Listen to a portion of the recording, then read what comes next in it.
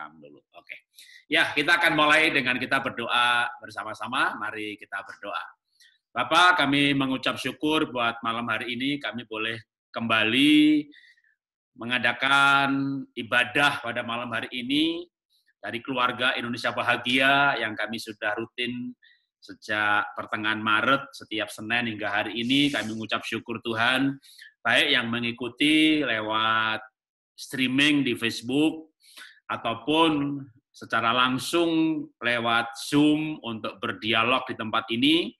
Bahkan nanti juga rekamannya di YouTube Keluarga Indonesia Bahagia. Kami berdoa acara ini Tuhan menjadi berkat bagi kami semua, berkati kami yang berbicara, yang sharing, bahkan juga yang bertanya, beri kami hikmat akal budi, supaya yang kami sampaikan adalah nilai-nilai kerajaan Tuhan, kerajaan sorga. Biar kami sama-sama belajar Tuhan malam hari ini, di dalam keluarga, khususnya suami istri, kami bersama-sama mendidik anak-anak kami, melanjutkan nilai-nilai kerajaan kepada generasi selanjutnya. Untuk pimpin pembicaraan kami, dalam nama Tuhan Yesus kami siap untuk belajar. Amin.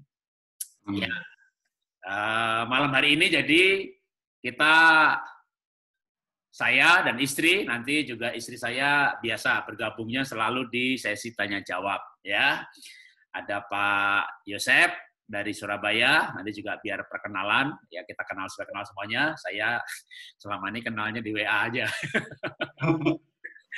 Sama Pak Agus, kalau Pak Agus sempat ketemu kita ya, Pak Agus ketemu di Tanjung Pinang loh malah ketemunya ya. Dengan timnya Pak Roy Cahyadi ya dari pernah ketemu di airport juga, Pak. Oh ya, kita sama hamba Tuhan ini ketemunya di airport Dipan. Ya, sekarang ketemu kita di Zoom. Pak Dasarnya ada beberapa nama di sini juga yang sudah sering ikut seminar dengan kita. Ya, selamat malam, selamat jumpa. Nah, sebelum kita mulai dengan talk show, karena memang malam ini kita utamanya ditanya jawab, saya ada presentasi pun singkat, paling hanya 10 menit sebagai dasar saja, paling enggak supaya sebelum kita tanya jawab, bahkan saya tidak menyampaikan dasar mengenai kesehatian, tapi bahayanya dari kalau tidak sehati. Jadi saya sampaikan sangat singkat malam hari ini, ya. Setelah itu nanti teman-teman siap aja ajukan pertanyaannya banyak-banyak, ya. Kalau para enteng ini kadang kita sediain tanya jawab 1 jam setengah nggak selesai juga, nggak cukup ya, nggak nyandak orang Jawa bilang ya. Jadi tema kita adalah kesepakatan suami istri di dalam mendidik anak. Ya. Nah, ada cerita yang tidak sepakat, yang tidak sehati. Jadi Ishak sayang kepada Esau, sebab ia suka makan daging buruan, tetapi Ribkah kasih kepada Yakub, ya karena Yakub suka di rumah bantu ibunya. Jadi selalu ada alasan untuk kita tidak adil di dalam mendidik anak, ataupun juga tidak sehati. Karena Esau suka makan daging, Ishak suka makan daging, Esaunya suka berburu cari daging, ya kan? Akhirnya dia lebih sayang. Jadi ada anak papa, anak mama. Jadi selalu ada alasan, tapi itu tidak benar. Kita nggak boleh misalnya anak yang pinter disayang, yang nakal nggak disayang. Justru yang nakal itu harus disayang karena dia kurang kasih sayang, makanya nakal. Ya, yang bodoh nggak disayang loh. Itu bodoh karena dia stres, kurang kasih sayang. Coba ketik di Google ya mengenai Gerard Edelman. Ini memang bukan ayat ya. Gerard Edelman itu pemenang Nobel mengenai otak yang maksimal. Bahwa anak yang bahagia lebih pinter. Lalu kalau Ted Herman itu tokoh di dunia ini yang mengajarkan mengenai keseimbangan otak. Jadi kalau dites ya, kalau dalam yang ikut seminar saya ada tes sidik jari, itu juga bisa untuk mengetahui apakah otak kiri kanan itu imbang apa enggak. Nah kalau Ted Herman mengajarkan misalnya otak kirinya lemah gitu ya, main catur, bermain angka, cerdas tepat, itu ngisi teka-teki silang, itu otak kirinya bisa lebih baik. Otak kanannya lemah, nah, dikuatkan di seni, menari, semua art, semua seni menguatkan otak kanan. Lalu supaya seimbang, olahraga keseimbangan, ya, maka anak kecil TK itu meniti papan, itu ada maksudnya untuk keseimbangan. Nah, keseimbangan juga ternyata menyeimbangkan otak. Maka anak SD sepedaan, jangan nanti jatuh, jangan overprotected. Nanti malah anaknya otaknya nggak imbang, ya naik pohon gitu. Itu orang kalau keseimbangannya nggak bagus, naik pohon gemeter ya jatuh. Jadi atau di atas berkunang-kunang. Jadi ternyata itu ada hubungannya untuk otak.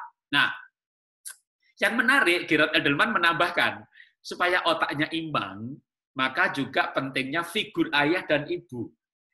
Jadi kalau anak benci bapaknya, otak kiri kurang bagus. Benci ibunya, otak kanan nggak bagus. Benci dua-duanya, otak-otak. Jadi otaknya nggak bagus, saudaranya. Jadi otak supaya bagus itu ternyata butuh figur ayah, figur ibu. Jadi ibu yang pinter, hebat, sukses, kaya, cantik, suaminya miskin, jelek, gitu. Aku nggak butuh kamu. Lah, anaknya butuh bapaknya, butuh figur. Ya. Jadi tetap didik anak butuh ayah, butuh ibu. Walaupun ibu mungkin nggak butuh suami, ya. Tapi yang istri yang baik ya tentu butuh suami. Nanti kita akan hadirkan sesi tersendiri, ya. Satu narasumber membahas menjadi suami, satu narasumber menjadi seorang istri. Yang masing-masing memang bukunya begitu, ya. Tapi sekarang kita kesehatian suami istri. Saya lanjutkan lagi sedikit, ya. Mengenai tadi lanjutkan Ishak sayang Esau, Ribkah sayang Yakub. Nah, ini akibatnya akhirnya kakak adik juga berantem, bahkan hampir bunuh-bunuhan, ya. Maka itu diwariskan, bahkan yang bahaya itu polanya diwariskan. Maka akhirnya Yakub itu sayang Yusuf. Dikatakan bahwa Yakub mengasihi Yusuf lebih dari yang lain-lainnya. Lalu bencilah mereka kepada Yusuf karena Yakub memberikan jubah yang maha indah. Wah, sampai akhirnya saudara-saudara Yusuf ini merancang gimana caranya menyingkirkan yang satu ini. Wah, sempat mau dibunuh, akhirnya dimasukkan ke dalam sumur, lalu dijual sebagai budak. Itu sebenarnya akibat dari ketidaksehatian orang tuanya. Nah, kalau tidak sehati, maka tentu anak akan sulit mengerti nilai-nilai yang diajarkan. Kenapa sulit mengerti? Karena Mr. Yes menikah dengan Mrs. No, gitu ya. Mr. Yes menikah dengan Mrs. No. Tahu? Mr. Yes menikah sama Mrs. No. Mah, aku minta es krim, jangan, nanti bantu. Gitu. Oh, Mrs. No, jangan terus. Tunggu aja bapaknya pulang. Pah, aku boleh minta es krim nggak? Boleh, beli 2 ya, Bapak 1. Iya. Mah, ini gerimis, aku tak hujan-hujanan ya, katanya menaikkan sistem imun, kata kakek. Jangan, nanti batu. Gitu. Tunggu aja bapak pulang, pasti boleh. Gitu ya, pokoknya kalau yang nggak boleh itu mama aja. Gitu. Itu bahaya loh. Nanti anak tuh mikir, makhluk satu ini jahat banget gitu ya. Jadi ada mama yang jahat menikah sama papa yang baik. Nah, itu Mr. Yes menikah sama Mrs. No. Wah, ini bahaya. Nanti aneh. Jadi lama-lama anaknya pertama bisa terpolarisasi, ya, makhluk jahat dan makhluk baik, gitu ya. Itu kan bahaya, gitu ya. Atau malah bingung dengan nilainya, gitu. Nilai yang ibunya ajarkan, bapak bilang nggak apa-apa, dan sebaliknya. Itu bahaya dari ketidaksehatian. Anak bisa membenci kepada yang lain. Anak mencintai yang menyenangkan dan membenci yang lainnya. Anak sulit mengerti nilai-nilai yang diajarkan. Maka tipsnya, nah nanti ini tipsnya saya lewati. Ini bagian Pak Yosef. Nanti Pak Yosef, lah gue ngomong apa lagi? Pak Jarod ngomong semuanya gitu ya. Tips sehati suami istri. Nanti Pak Yosef silakan. Nah, mau ditambah 1, 2, 3, 4, 5 atau bahkan 1, 2, 3-nya beda sama saya ya nggak apa-apa. Kalau sama ya nyontek. Ya, jadi, nah kalau dari saya nih ya, suami istri itu sepakat atau sehati, seandainya nggak bisa sehati, nggak bisa sepakat, udah bikin aja dah, namanya tim yang lengkap. Sehingga kalau saya mengajarkan begini, udah kalau nggak bisa sepakat, nggak bisa sehati, nggak apa-apa, udah. Itu kayak dalam jurusan ekonomi ada dosen accounting sama dosen marketing gitu. Jadi kurikulum ayah sama kurikulum ibu, kurikulum accounting sama kurikulum marketing. Yang marketingnya kan pasti wah biaya keluarkan, ya promo, yang accounting hemat. Udah deh, manajer marketing sama accounting itu berantem gitu ya. Ya paling nggak itu pengalaman saya sebagai orang marketing, berantemnya sama orang accounting melulu gitu ya. Gimana mau sehati? Kita mau spend money, yang satunya mau hemat money, gitu ya. Nah, maka kalau nggak bisa sehati, ya sudahlah. Kurikulum saja yang tidak usah dipertentangkan. Bagaimana ada kurikulum ayah, ada kurikulum ibu. Nanti silakan ditanyakan ya. Apa itu kurikulum ayah, apa itu ibu, apa tugas ayah, apa tugas ibu, apa peran ayah, apa peran ibu, perannya sama atau beda, bagaimana berbagi tugas, dan seterusnya. Ya, saya nggak jelaskan, biar ditanyain ya. Jadi nanti ditanyakan. Tapi sebelum saya serahkan ke Pak Yosep untuk sharing, dan juga nanti Pak Agus dan Ibu Vita ya, ikut berbagi ya. Saya tutup dengan quote dan satu pengumuman, nanti ada pengumuman. Jika suami istri sehati, maka anak akan mudah mengerti dan menangkap budi pekerti. Jadi ini kesimpulan dari sisi saya yang pendek ini. Ya, saya iklan dulu, numpang promo. Bagi yang punya anak usia dini, maka saya akan ada seminar khusus untuk anak usia dini. Tapi ini bukan seminar yang free, berbayar, karena ada hal yang diberikan lebih, gitu ya. Dan juga selama 2 sesi. Ya, jadi anggap aja kolektor. Ya. Nah, Pak, anak saya bukan usia dini, Pak. Anak saya udah gede, Pak. Ya udah. Kalau anaknya SD dan SMP boleh ikut seminar ini. Game kalau hobi oke, kalau adiktif no gitu. Jadi kalau pengajar yang lain jangan main game, jangan gadget gitu. Kalau saya enggak. Anak saya sampai sekarang masih seorang gamer, tapi dia juara kelas, dapat beasiswa, bekerja. Jadi anaknya senang, ortunya ya bahagia lah punya anak dari kelas 3 SMP di Singapura, Sek 3 sampai Sek 4, tambah junior college, jadi totalnya 4 tahun, tambah kuliah lagi 4 tahun gitu. 8 tahun loh nggak bayar, malah dapat asrama gratis. Loh tiap bulan malah dikasih uang saku $1.200 setiap bulan gitu. Itu sambil main game itu. Lah kalau nggak main game, Pak, kan lebih pinter lagi. Loh, gimana? Anak hobinya game, nggak main game, ya stres. Kalau stres ya nilainya jelek. Ya kayak orang yang hobinya nyanyi, nggak boleh nyanyi. Lah stres dia. Ya, baca bukunya Gerard Edelman ya mengenai otak yang maksimal. Supaya otak maksimal itu hatinya harus senang. Supaya hatinya senang, ada waktu untuk hobinya. Jadi orang tua yang bodoh ya nggak pakai susah itu, nggak boleh itu nggak pakai susah ya kan. Ilmu yang lebih bagus itu gimana boleh game tapi nggak adiktif gitu kan. Jangan wah mendidik anak itu nggak boleh pukul gitu ya supaya nggak kepahitan. Oh kalau saya ngajarin gimana cara mukul tapi nggak kepahitan, gimana mendisiplin tapi nggak kecewa, gimana bisa mendisiplin tapi berwibawa bukan kecewa. Nah itu ilmunya lebih tinggi ya. Kalau ilmu yang gampang itu mendidik tanpa teriakan, mendidik tanpa hukuman, mendidik tanpa semuanya, namanya bukan mendidik, saudara, namanya membiarkan ya. Nah nanti ditanyakan aja loh, gimana Pak cara mendidik gitu ya, menghukum anak gitu ya, itu boleh ditanyakan. Jadi pengumumannya satu lagi, lah Pak anak saya bukan SMP Pak, sudah SMA dan kuliah gitu ya. Nanti silakan baca aja bukunya, banyak bisa di-download dari Amerika, dari Eropa. Jadi Bapak Ibu dimanapun juga bisa baca buku saya ya. Nah, kalau anaknya yang sudah pacaran, saya akan ada seminar juga ya, mendampingi anak pacaran hingga menikah. Ya, 4 sesi. Itu karena itu cukup panjang. Jadi ada seminar mengenai itu tuh sampai 4 sesi di bulan Agustus. Nah, nanti detailnya di Instagram saya ya. Nah, sekarang saya serahkan sebentar sambil saya serahkan dulu aja langsung ke Pak Yosep. Silakan Pak, bisa di-unmute. Mau sharing screen boleh, PowerPoint boleh, sharing video boleh, verbal saja berbicara juga boleh ya. Nanti saya ambil Bapak sharing, saya tak lihat-lihat peserta kalau Pak Roni udah masuk. Ya, silakan Pak Yosep. Baik, halo Bapak Ibu semua, perkenalkan saya Yosep, saya dan istri ini tinggal di Surabaya. Kami kelahiran dari Bandung, namun sudah dari tahun 2004 kami tinggal di Surabaya. Jadi kami dipercayakan 5 orang anak, banyak satu Pak. Putra. Ya. Untuk zaman sekarang putra. Banyak, zaman Bapak saya dikit. Ya benar.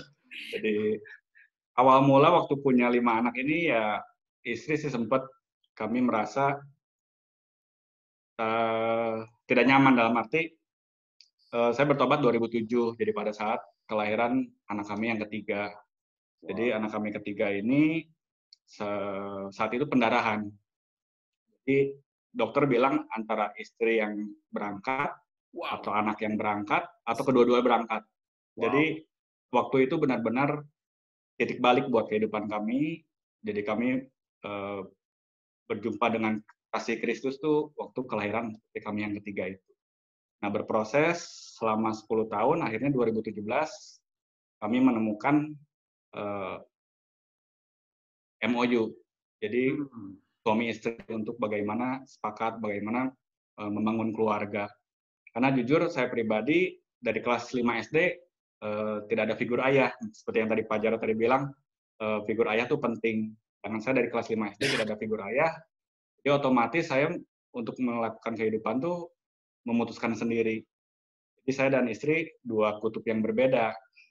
Istri saya dididik dengan keras oleh ayahnya, sedangkan saya pribadi tanpa ayah. Jadi bersyukurnya saya senang pembelajaran, senang belajar, dan suatu ketika ya ketemu dengan Pak Jarod ini, pembelajaran tentang parenting, tentang apa, dan yang paling mengena buat kami tuh mengenai menjadikan anak juara kehidupan.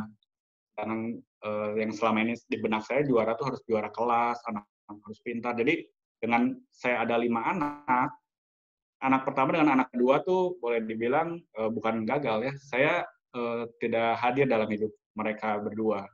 Tapi pada saat anak ketiga, keempat, apalagi kelima yang putra, jadi kan 4 putri, akhirnya Tuhan percayakan yang kelima putra. Nah, putra ini saya berikan nama Philip. Karena dulu waktu 2007 saya bertobat sama Ko Philip Mantova. Jadi saya berikan nama Philip untuk putra saya nomor 5. Anak ketiga, keempat, kelima, saya mulai belajar, kami belajar sama istri, bagaimana mendidik anak, apalagi 5 dengan generasi yang beda, SMA, SMP, dan SD. Jadi mungkin untuk bagaimana mendidik segala macam, istri saya lebih punya peran, saya sharing mungkin. Ya, silakan. Ya, kalau mendidik secara pelajaran, mungkin saya mendidiknya di kelas, mungkin dari awal sampai kelas 3 itu peran saya dulu. Jadi saya ngikutin, ajarin, terus tapi pas nanti kelas 4 saya ajarin semuanya mandiri gitu. Tapi tetap kita yang lihat gitu. Ya sih. Sampai sekarang pun anak-anak jadi terbiasa untuk belajar sendiri, dan mereka tuh ya saya sembari belajar juga kayak ikut seminar parenting kayak kemarin itu nambah pengetahuan bagi saya. Jadi saya praktekkan kepada anak saya semua gitu. Ya. Yang paling seru sih pada saat baca Alkitab bersama. Oke. Putra kami yang kelima tuh Philip waktu TK, kan kami suka mesbah keluarga. Kami baca Alkitab bersama-sama, masing-masing 2 ayat kebagian. Memang pada saat kebagian Philip yang baca Alkitab, cici-cicinya belajar untuk sabar juga, karena kan adiknya ini belajar membaca kata per kata, dan 2 ayat tuh butuh beberapa menit. Tapi puji Tuhan, Philip bisa baca tuh karena setelah rutin baca Alkitab setiap hari. Wow. Itu sih yang kami tanamkan gitu. Oke, saya tanya ya. Oke, Pak Yosef kan tanpa figur ayah, lalu ibu dididik dengan keras. Pasti cara didiknya pernah berbeda dong, atau mungkin sampai sekarang masih ada perbedaan. Jangan kan dididik dengan cara berbeda. Dari soal pria wanita aja udah pasti beda. Bapaknya kan pakai pikiran. Saya pikir mah ini anak saya pukul nih biar dia tahu peraturan. Saya pikir loh ya, tapi ibunya saya rasa loh Pak, kamu mukulnya terlalu keras. Tapi saya pikir loh Mah, tapi saya rasa loh Pak. Tapi saya pikir Mah, tapi saya rasa loh. Jadi itu sampai pagi aja nggak pernah ketemu gitu ya. Nah di luar hal ini, mungkin kebiasaan latar belakang keluarga, karena satu didik dengan keras, satu enggak gitu. Kalau boleh contoh praktis apa yang pernah dialami dan gimana menyelesaikannya? Jadi contoh seperti yang tadi Pak Jarod bilang, Mr. Yes dan Mrs. No, itu terjadi di keluarga kami. Jadi anak saya nomor 1, nomor 2 tuh paling tahu kalau minta sesuatu ke mamanya 99% nggak boleh. Jadi kalau papanya pulang kerja 100% boleh. Jadi betul kata Pak Jarod tadi, kalau mama tuh jahat, itu labelnya. Jadi ya solusinya setelah mengetahui kebenaran yang setelah dari baca bukunya Pak Jarod salah satunya, terus mengenai seminar-seminar, saya dan istri belajar untuk membagi porsi. Jadi ada bagian gitu Pak Jarod. Bagian yang kalau memang berat, saya yang memutuskan. Tapi kalau yang ringan-ringan, istri yang memutuskan. Salah satunya itu. Jadi bagi tugas. Jadi nggak seperti dulu. Kalau dulu memang, jadi yang tadi saya bilang, anak pertama sama anak kedua tuh banyak trial and error-nya. Apalagi belum bertobat lagi lahirnya. Nah,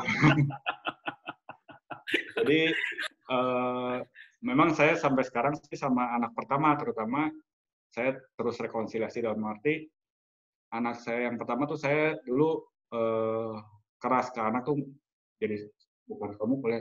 Jadi kalau karena mungkin saya ngelihat ke atas ngelihat oh dulu mama saya kalau mendidik saya seperti ini di sistem kerem atau taruh kamar mandi digelapin, jadi intimidasi. Nah itu yang saya lakukan ke anak saya yang pertama. Dan itu apa? Walaupun sudah bertobat pun kadang anaknya lukanya kan sudah terlanjur ada ya. Itu waktu untuk rekonsiliasi. Boleh kalau gitu lanjutkan ke gimana tuh proses rekonsiliasi sama anak itu sampai apa kira-kira yang cukup ada dampaknya ketika dampak yang saya rasakan setelah anak saya kan pas saat cukup umur saya ikutkan Girls Talk jadi kayak wanita bijak cuman yang untuk remaja dan di situ anak nulis surat dan saya baca dan kami rekonsiliasi kami istilahnya saling mengampuni dan berjalannya waktu saya ajak date anak misalkan diajak nonton kalau dulu waktu belum ada corona saya ajak nonton anak berdua. Memang waktu awal-awal anak malu, dalam arti papanya kan kelihatan bukan papanya, kayak kakaknya. Memang anak paling besar umur berapa? 17. Bapak umur berapa? 41. Oh, berarti memang waktu itu agak muda juga ya? Punya ya. Oke. Jadi kalau pergi sama pelahnya tuh nggak mau, katanya. Malu, jadi disangkanya pacarnya, katanya gitu. Tapi bagus dong daripada bapaknya tua banget dibilang kayak kakeknya. Itu kakekmu ya, bukan papaku, doa repot ya kan. Itu kakaknya bukan papa, masih bagus ya kan. Kalau bapaknya ketuaan tuh dibilang kakeknya, padahal anaknya, kasihan banget. Oke, ada lagi yang masih mau disampaikan? Nanti kalau ada pertanyaan dari peserta juga ikut bantu share jawab ya. Tapi kalau masih ada boleh, silakan.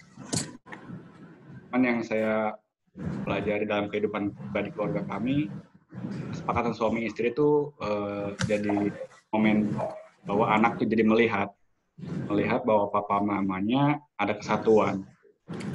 Kesatuan ini ya kami bersyukur terikat dalam firman Tuhan. Jadi benar-benar firman yang menjadikan kami berdua belajar yang 5:16 itu jadi terang-terang tuh dalam arti dalam keluarga itu buat 5 anak kami jadi teladan. Itu yang saya alami selama ini.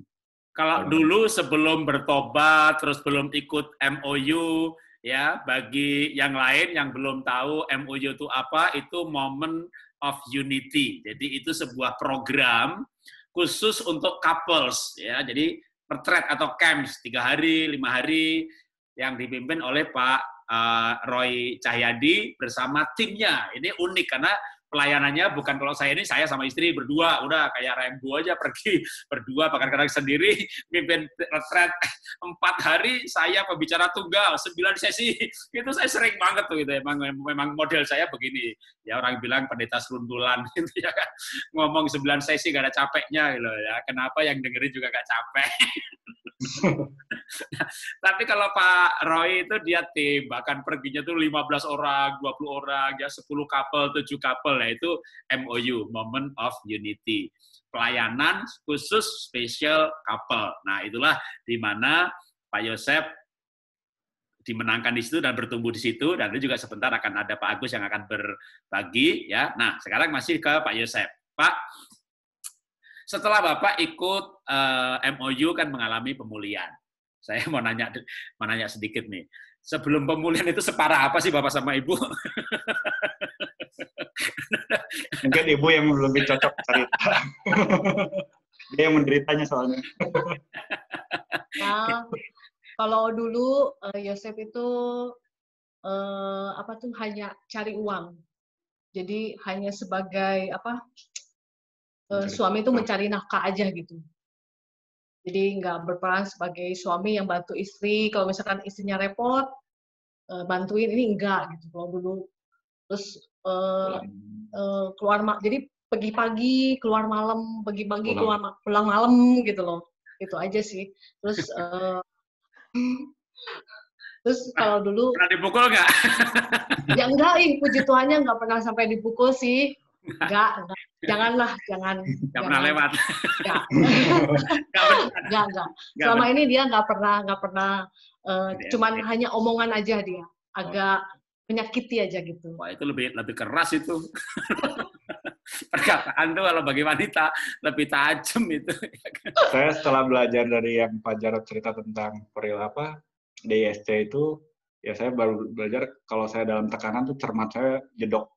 Jadi ngomongnya jadi tajam. Itu sih yang dulu saya lakukan. Jadi kalau saya ngomong sama dia tuh kayak patung. Kalau marahin tuh betul kata Pak Jarod, flekmatis kan saya. Flekmatis sanguin, jadi kalau dimarahin kayak marahin patung. Dimarahi patungnya keluar. Begitu marah kalau keluar. Ya, tapi begitu ikut MOU, ikut retreat couples, pulih, menjadi sepakat, nah itu anak sampai bisa ngelihat ya. Jadi anak tuh lihat perubahannya ya. Jadi anak melihat perubahan bahwa Bapak Ibu mulai sepakat dan ada dampak di dalam wibawa atau melakukan parenting kepada anak-anak. Oke. Masih ada yang mau disampaikan sebelum saya pindah ke Pak Agus dan Bu Vita? Paling terakhir, untuk pemulihan suami istri itu kesepakatan berdampak pada studi anak-anak. Oke. Studi anak-anak, meskipun mereka nggak les, tapi puji Tuhan, cemerlang otak-otaknya. Jadi di kelas tuh boleh bilang mereka unggul di semua lima-limanya, dan jadi mereka tuh bisa jadi teladan bagi teman-temannya dan guru-gurunya.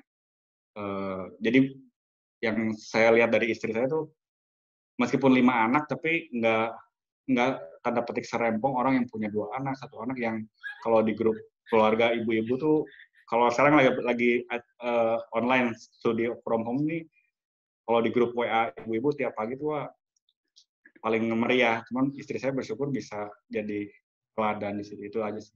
Oke, mantap. Ya, nanti kembali lagi ya Pak ya, kalau ada pertanyaan dari peserta, nanti selain saya menjawab, istri saya menjawab, ya Bapak juga bisa menambahkan, karena kita akan buka tanya jawab. Ya, sekarang selamat malam Pak Agus, bisa dinyalakan sound-nya. Ya, selamat malam. Ini saya todong nih Pak Agus nih sama Ibu ya, bisa berbagi kehidupan tentang kesehatian suami istri dikaitkan dengan mendidik anak. Silakan Pak Agus. Ya, boleh perkenalkan dulu juga sedikit. Ya, saya Agus, istri saya Vita, saya teman baiknya dari Yosep juga, sama Yana. Kami sama-sama dalam pelayanan suami istri. Kami sudah tidak bicara anak lagi kalau sekarang ini. Kami bicara cucu ini. Anaknya udah mantu semua? Belum Pak, baru 1, cucu baru 1. Tapi yang 2 udah gede-gede, jadi kami sudah 30 tahun menikah. Oh, 30 tahun. Bulan Desember nanti 30 tahun menikah. Oh, sama berarti saya 30. Saya udah lewat malah. Saya bulan April kemarin 30 tahun. Oh, tahun ini saya 30 tahun Desember nanti, Pak. Terus Bapak juga nulis buku ya? Sudah nulis berapa banyak, Pak? Saya sudah nulis 3 buku. Yang pertama tahun 2014, judulnya Vita, Suamimu Bukan Malaikat. Yang kedua, Pribadi di Atas Garis, itu kompilasi beberapa penulis. Kemudian yang ketiga, 2017, itu Menari di Atas Air. Jadi pernikahan itu seperti menari, tapi di atas air. Jadi yang menarik, yang pertama itu apa? Yang pertama, Vita, Suamimu Bukan Malaikat. Itu yang nulis Bapak itu ya? Ya, saya sama istri. Ceritanya dari kita berdua, Pak. Oh, saya pikir Bapak itu apa, bikin buku alasan gitu loh. Kalau lihat judulnya Pak Jarod berpikir siapa yang nulis, Pak? Kita Suamimu Bukan Malaikat itu yang ngomong siapa, Pak? Itu bukan saya tuh Pak. Biar istri ngomong, saya yang cerita itu. Nah, yang ngomong Tuhan ke ibu gitu ya. Ya. Ya. Itu ketika saya mengecewakan dia, terus dia komplain sama Tuhan. Terus Kalau Tuhan kita suamimu itu bukan malaikat, kalau kamu nggak ngomong, bagaimana suamimu bisa tahu kalau kamu pengen ini, diperlakukan seperti ini, begitu kan? Kan saya dapat bukunya Bapak. Udah tahu. Pak Jarod juga mengendorse buku saya yang kedua kan Pak? Ya. Oke Pak, silakan dilanjutkan ya. Ya kalau dalam mendidik anak sih kami juga sepakat seperti apa yang dikatakan Pak Yosef sama Yana tadi.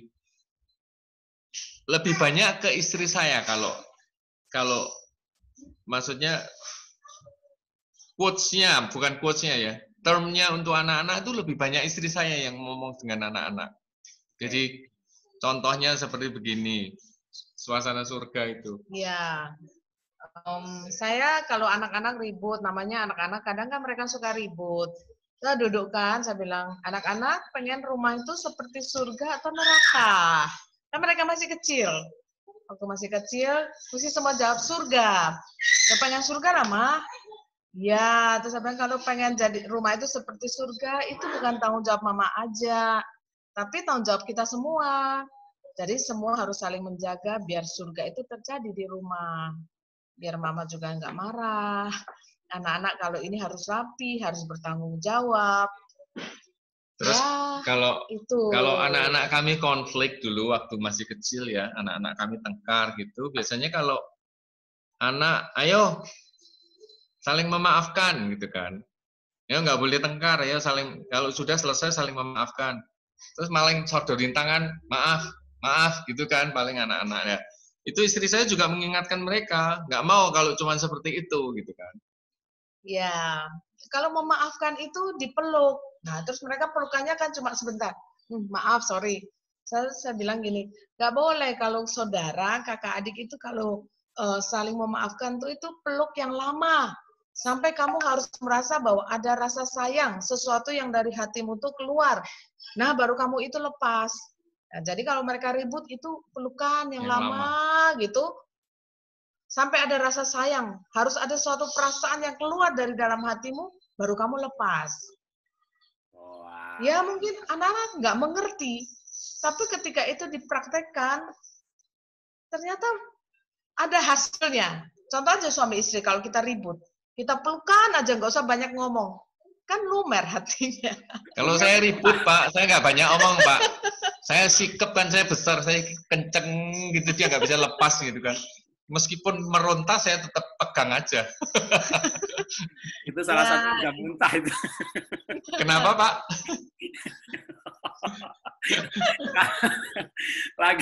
lagi marah dipeluk bisa muntah.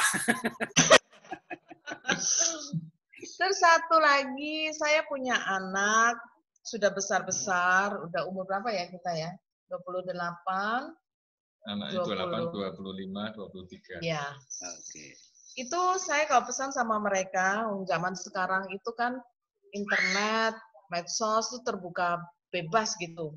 Udah mulai berapa tahun yang lalu. Terus saya ngomong sama anak saya yang cowok, saya bilang, Kevin, masih muda, kamu harus berhati-hati dengan hidupmu di masa muda. Kamu harus jaga kekudusan, kamu harus perhatikan hidupmu sungguh-sungguh sama Tuhan, biar kelak kalau kamu menikah, istrimu, anak-anakmu, orang-orang yang kamu kasihi itu tidak menanggung akibat perbuatanmu di masa lalu, di masa mudamu. Jadi kamu masih muda, kamu benar-benar harus jaga hidupmu kudus di hadapan Tuhan. Saya rasa itu yang bisa saya pesankan untuk anak laki-laki saya. Oke. Saya. Ya, terima kasih buat sharingnya. Nah, sekarang teman-teman saya akan mulai menjawab pertanyaan ya. Sudah ada beberapa yang masuk, tapi ditulisnya private. Nggak apa-apa sih ya, boleh ya. Nah, dan juga, jadi kalau bertanya boleh ditulis di chat. Nah, ini juga sebentar. Nah, ini istri saya. Iya, sudah bergabung bersama dengan kita semuanya ya. Karena istri saya punya expert tersendiri menjawab pertanyaan. Kalau saya ngoceh terus, bilang sebentar ya nggak bisa sebentar ya, namanya orang sanguin ngomongnya banyak ya. Nah, jadi Bapak Ibu boleh bertanya, ditulis private juga nggak apa-apa ya, di chat. Di bagian chat itu ditulis private boleh kepada saya, yang lain nggak baca. Tapi kalau mau ditulis untuk semua orang, toh nggak apa-apa juga ya. Namanya masalah anak itu biasanya nggak perlu rahasia ya. Tapi kalau seminar seks, nah itu benar-benar pertanyaannya harus private tuh. Kalau nggak ada yang berani bertanya. Begitu private, waduh, sampai yang jawab yang malu. Nanyanya berani banget gitu ya. Tapi kalau parenting ini, oke, silakan bertanya. Nah, saya akan mulai jawab pertanyaannya. Nanti kalau diperlukan bantuan, saya akan todong entah Pak Yosef, entah Pak Agus ya. Oke, pertanyaannya, bentar, ini dia mulai ada.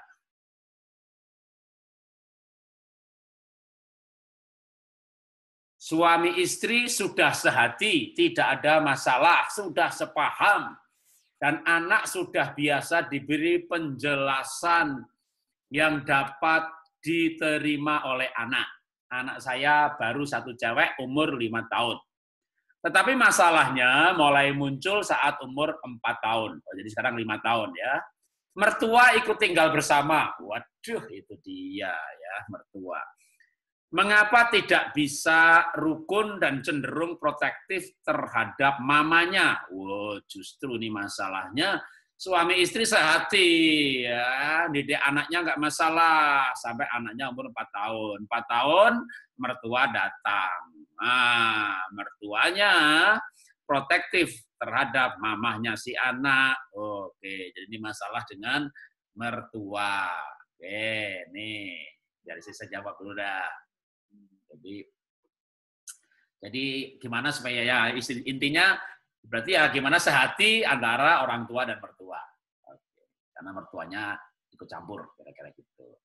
Ya, biasanya orang tua kan merasa mertua merasa anaknya belum pengalaman gitu ya. Mamahnya si mertua ini lebih pengalaman asam garamnya ngurus anak sampai berhasil. Jadi ya biasalah ikut campur, padahal kita kan udah beda generasi ya. Misalnya zaman dulu nggak boleh makan ini, nggak boleh makan itu, zaman sekarang boleh ya. Apa yang dulu nggak boleh sekarang boleh. Nah itu kadang bisa ribut ya. Solusinya adalah kasih tahu aja si oma, ya oma, peraturan di rumah begini. Kalau bisa sehati gitu ya, supaya anak nggak bingung, karena terutama anak 4 tahun itu kan butuh yang konsisten, disiplinnya, tapi disiplin yang teratur, yang konsisten dan terus menerus. Jadi kalau si papa mama bilang boleh, tadi kalau pacar kan bilang mama no, papa yes. Sekarang ini papa mama yes, oma no, atau papa mama no, oma yes. Bingung anak ya. Jadi solusinya ya harus dikasih tahu aja si oma.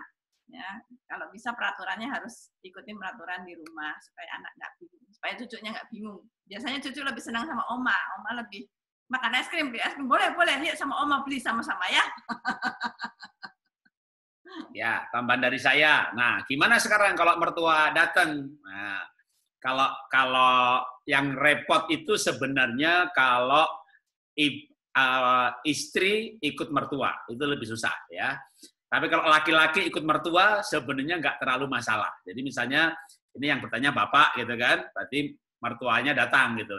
Sebenarnya nggak terlalu banyak masalah, karena kan memang kitab Kejadian itu berkata begini, laki-laki meninggalkan ayah dan ibunya lalu bersatu dengan istrinya.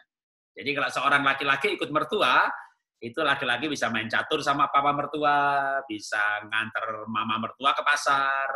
Kalau saya kebetulan punya pengalaman sekarang ya, udah hampir 2 tahun kali ya, papa mertua saya tinggal di sini. Ya. Kalau dulu waktu anak-anak saya masih kecil, nggak tinggal sih, tapi sebulan sekali datang, karena mertua saya pendeta, tiap bulan khotbah ke Jakarta, nah itu sempat ngalami gitu ya. Nah, misalnya, saya ini kan orangnya cukup kadang-kadang selain sanguin, tapi melankoliknya itu ada. Saya kadang-kadang kalau soal makan itu malah melankolik soal makanan. Jadi saya makan lebih hati-hati, saya lebih makan sehat daripada istri saya. Saya makan ikuti Taurat, maka saya nggak makan babi, anjing, kucing, makan bebek, pokoknya yang haram di Alkitab saya nggak makan. Kalau istri saya masih makan, dia nikmati hidup. Nah, juga kalau misalnya gini, minum vitamin C, saya tahu misalnya 4-5 ribu IU kita butuh sehari, tapi yang kalau dari vitamin itu hanya 1.000 aja, karena perut kita itu harus mencerna, tubuh kita sebagai sistem harus bekerja, maka vitamin mineral itu bukan dari suplemen, harus dari raw food, makanya ada gerakan namanya raw food, kalau mau sehat, awet muda, maka kita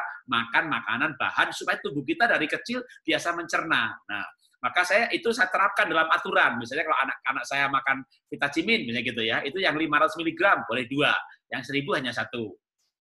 Minum probiotik, misalnya mau Yakult atau merek apapun, ya maksimum 2 botol. Gitu. Nah, mertua datang gitu kan. Namanya anak, dia mintalah sama mertua, dikasih. Wah, saya bikin kacau ini peraturannya nih, nak. Ngomong sama mertua itu susah, ya. Ngomong sama mertua itu susah. Maka caranya gimana? Jangan ngomong sama mertua, ngomong sama pasangan. Jadi kita bilang sama pasangan, yang papa tuh bilang begini-begini, itu nggak benar, ya itu merubah aturan kita. Kamu yang ngomong. Jadi pokoknya ibu jangan ngomong mertua, bapak jangan sama mertua. Ya, yang paling berbahaya lagi sebenarnya ibu. Ya. Ibu jangan ngomong mama mertua, ya karena ibu ketemu ibu, wanita ketemu wanita, perasaan ketemu perasaan. Wah itu sinetron itu ya. Kalau laki-laki ikut mertua itu masih mendingan gitu ya. Tapi kalau mama mertua, mama istri gitu ya, wah bapak pasti kalau yang ikut itu adalah malah justru istri ketemu mamanya bapak, akhirnya kan berarti istri ketemu ibu mertuanya gitu kan. Waduh, 2 wanita. Pak, 1 wanita udah pusing, gimana 2? Jadi kalau wanita ketemu wanita itu hal-hal kecil jadi masalah gitu ya. Nanti sabunnya jangan merek ini, air minumnya jangan merek itu. Wah, pokoknya banyak yang salah, istrinya bisa stres. Nah, makanya menantu jangan bicara sama mertua. Suami ngomong sama istri, biar istri ngomong sama orang tuanya. Istri ngomong sama suami, biar suami ngomong sama orang tuanya. Jadi mertua menantunya dikurangi interaksinya. Itu tipsnya dari saya. Kecuali mertuanya kayak Naomi dan menantunya kayak Ruth.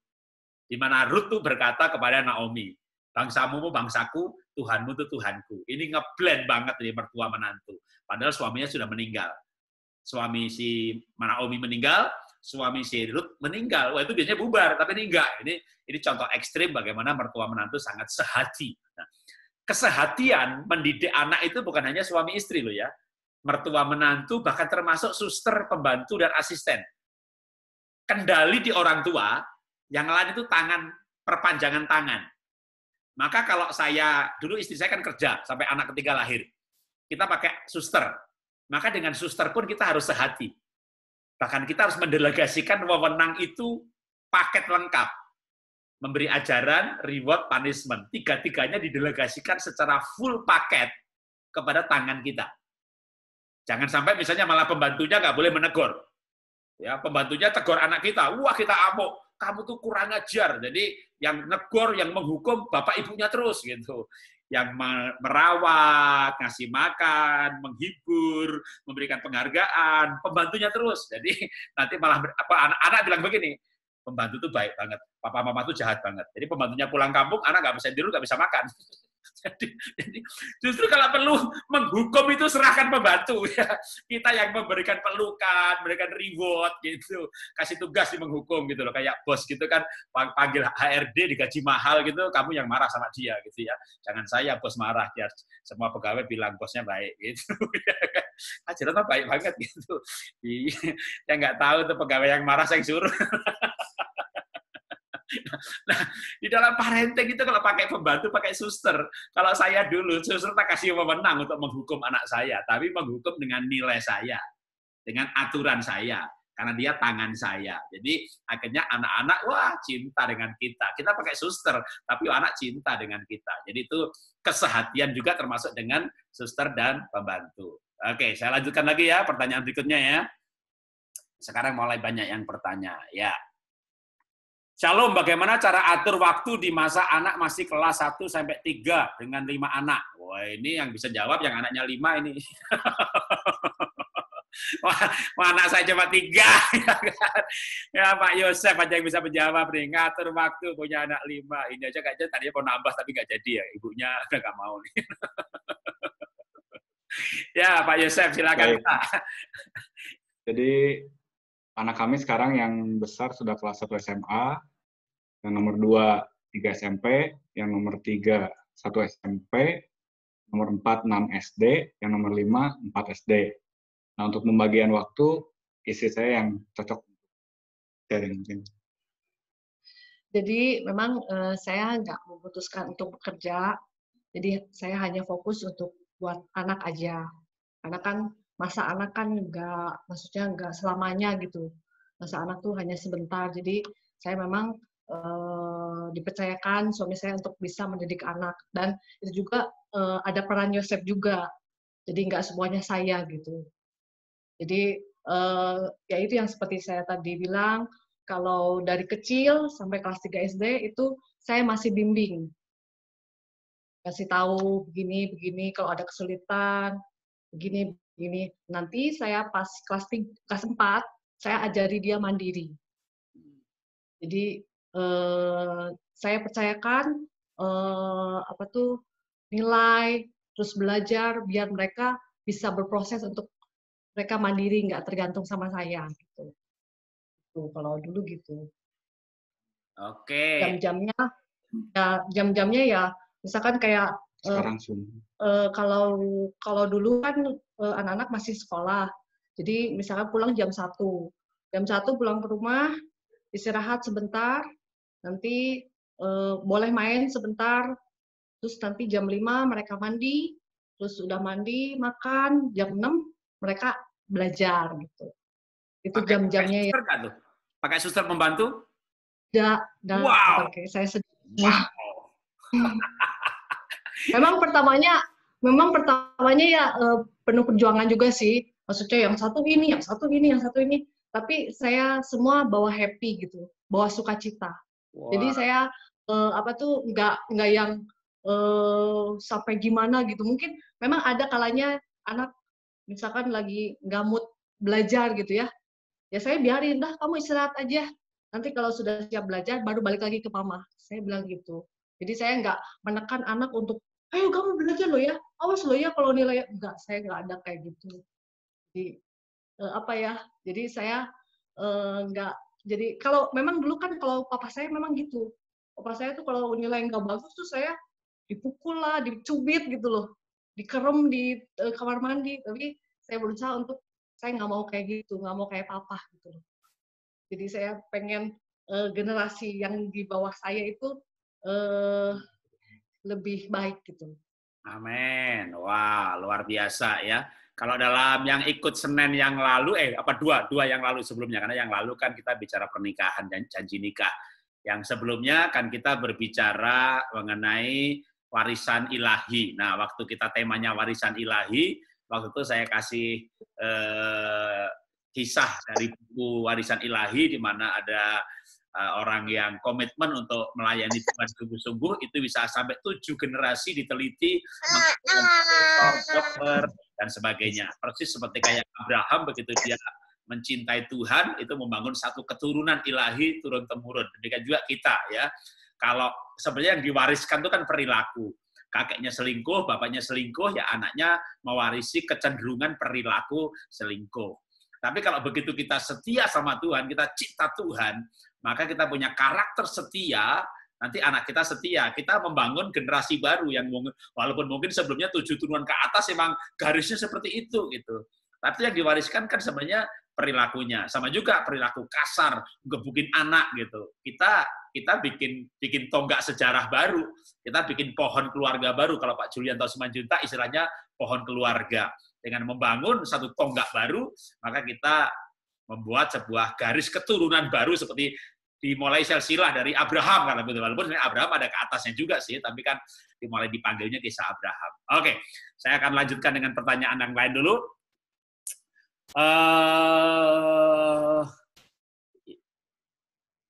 Saya posisi sudah cerai 2 tahun lalu, sekarang anak saya berumur 8 tahun dan 6 tahun, berarti 2.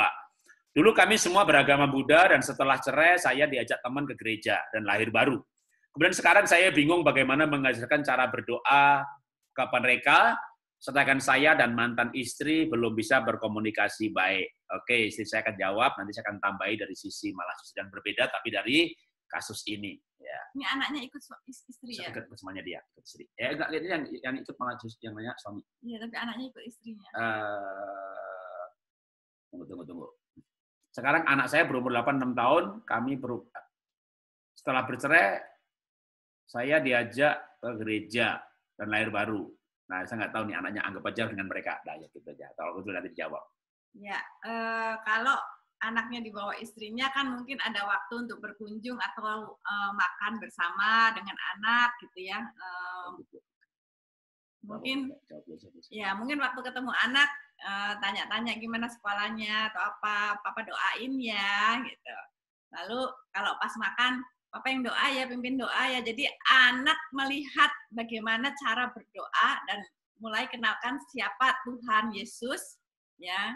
Lalu jelaskan bahwa Tuhan Yesus mengasihi, Tuhan Yesus baik, Tuhan Yesus sayang. Kalau kamu ada masalah apa-apa, berdoa sama Tuhan Yesus. Jadi intinya adalah kenalkan dulu siapa Tuhan Yesus. Karena untuk bisa berdoa, dia harus kenal dulu berdoanya sama siapa. Ya, kalau berdoanya kan sama Tuhan Yesus, dia harus kenal pribadinya Tuhan Yesus. Supaya ketika berdoa itu kan berbicara sama Tuhan. Nah, kalau dia sudah kenal Tuhan, pasti otomatis dia bisa berdoa. Oke. Jadi sementara Pak yang bertanya, kali ini kepada enggak private ya, jadi Pak Gunter Chong ya. Nanti tolong ditambahkan anaknya ikut bapak atau ikut ibu supaya kita jawabnya lebih tajam. Saya lompat ke pertanyaan yang lain dulu ya. Waktu anak-anak saya kecil, saya didik cukup keras untuk berprestasi di sekolah. Karena saya dulu didik dengan keras oleh ortu. Hal ini membuat anak-anak saya jadi tertutup kepada saya dan takut berbuat salah. Saya mau rekonsiliasi dengan mereka yang saat ini remaja 15 dan 13 tahun. Karena saya tidak mau mereka kepahitan dan menjauh dari kami orang tua. Ini pernah keras sehingga anaknya terluka ya, sehingga tertutup. Nah, sekarang mau rekonsiliasi tapi anaknya sudah tertutup dan menjauh. Mungkin kayaknya Pak Yosef bisa berbagi pengalaman, Pak. Bagaimana rekonsiliasi dengan anak? Baik.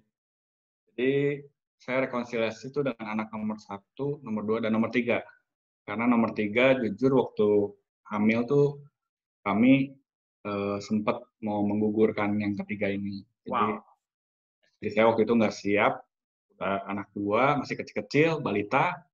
Ini hamil lagi anak ketiga, jadi kondisi 2006-2007 itu benar-benar kami. Jadi udah minum obat segala macam, tapi ya Tuhan terlalu baik buat kami. Anak ini lahir dengan sempurna, walaupun proses melahirkannya nggak mudah.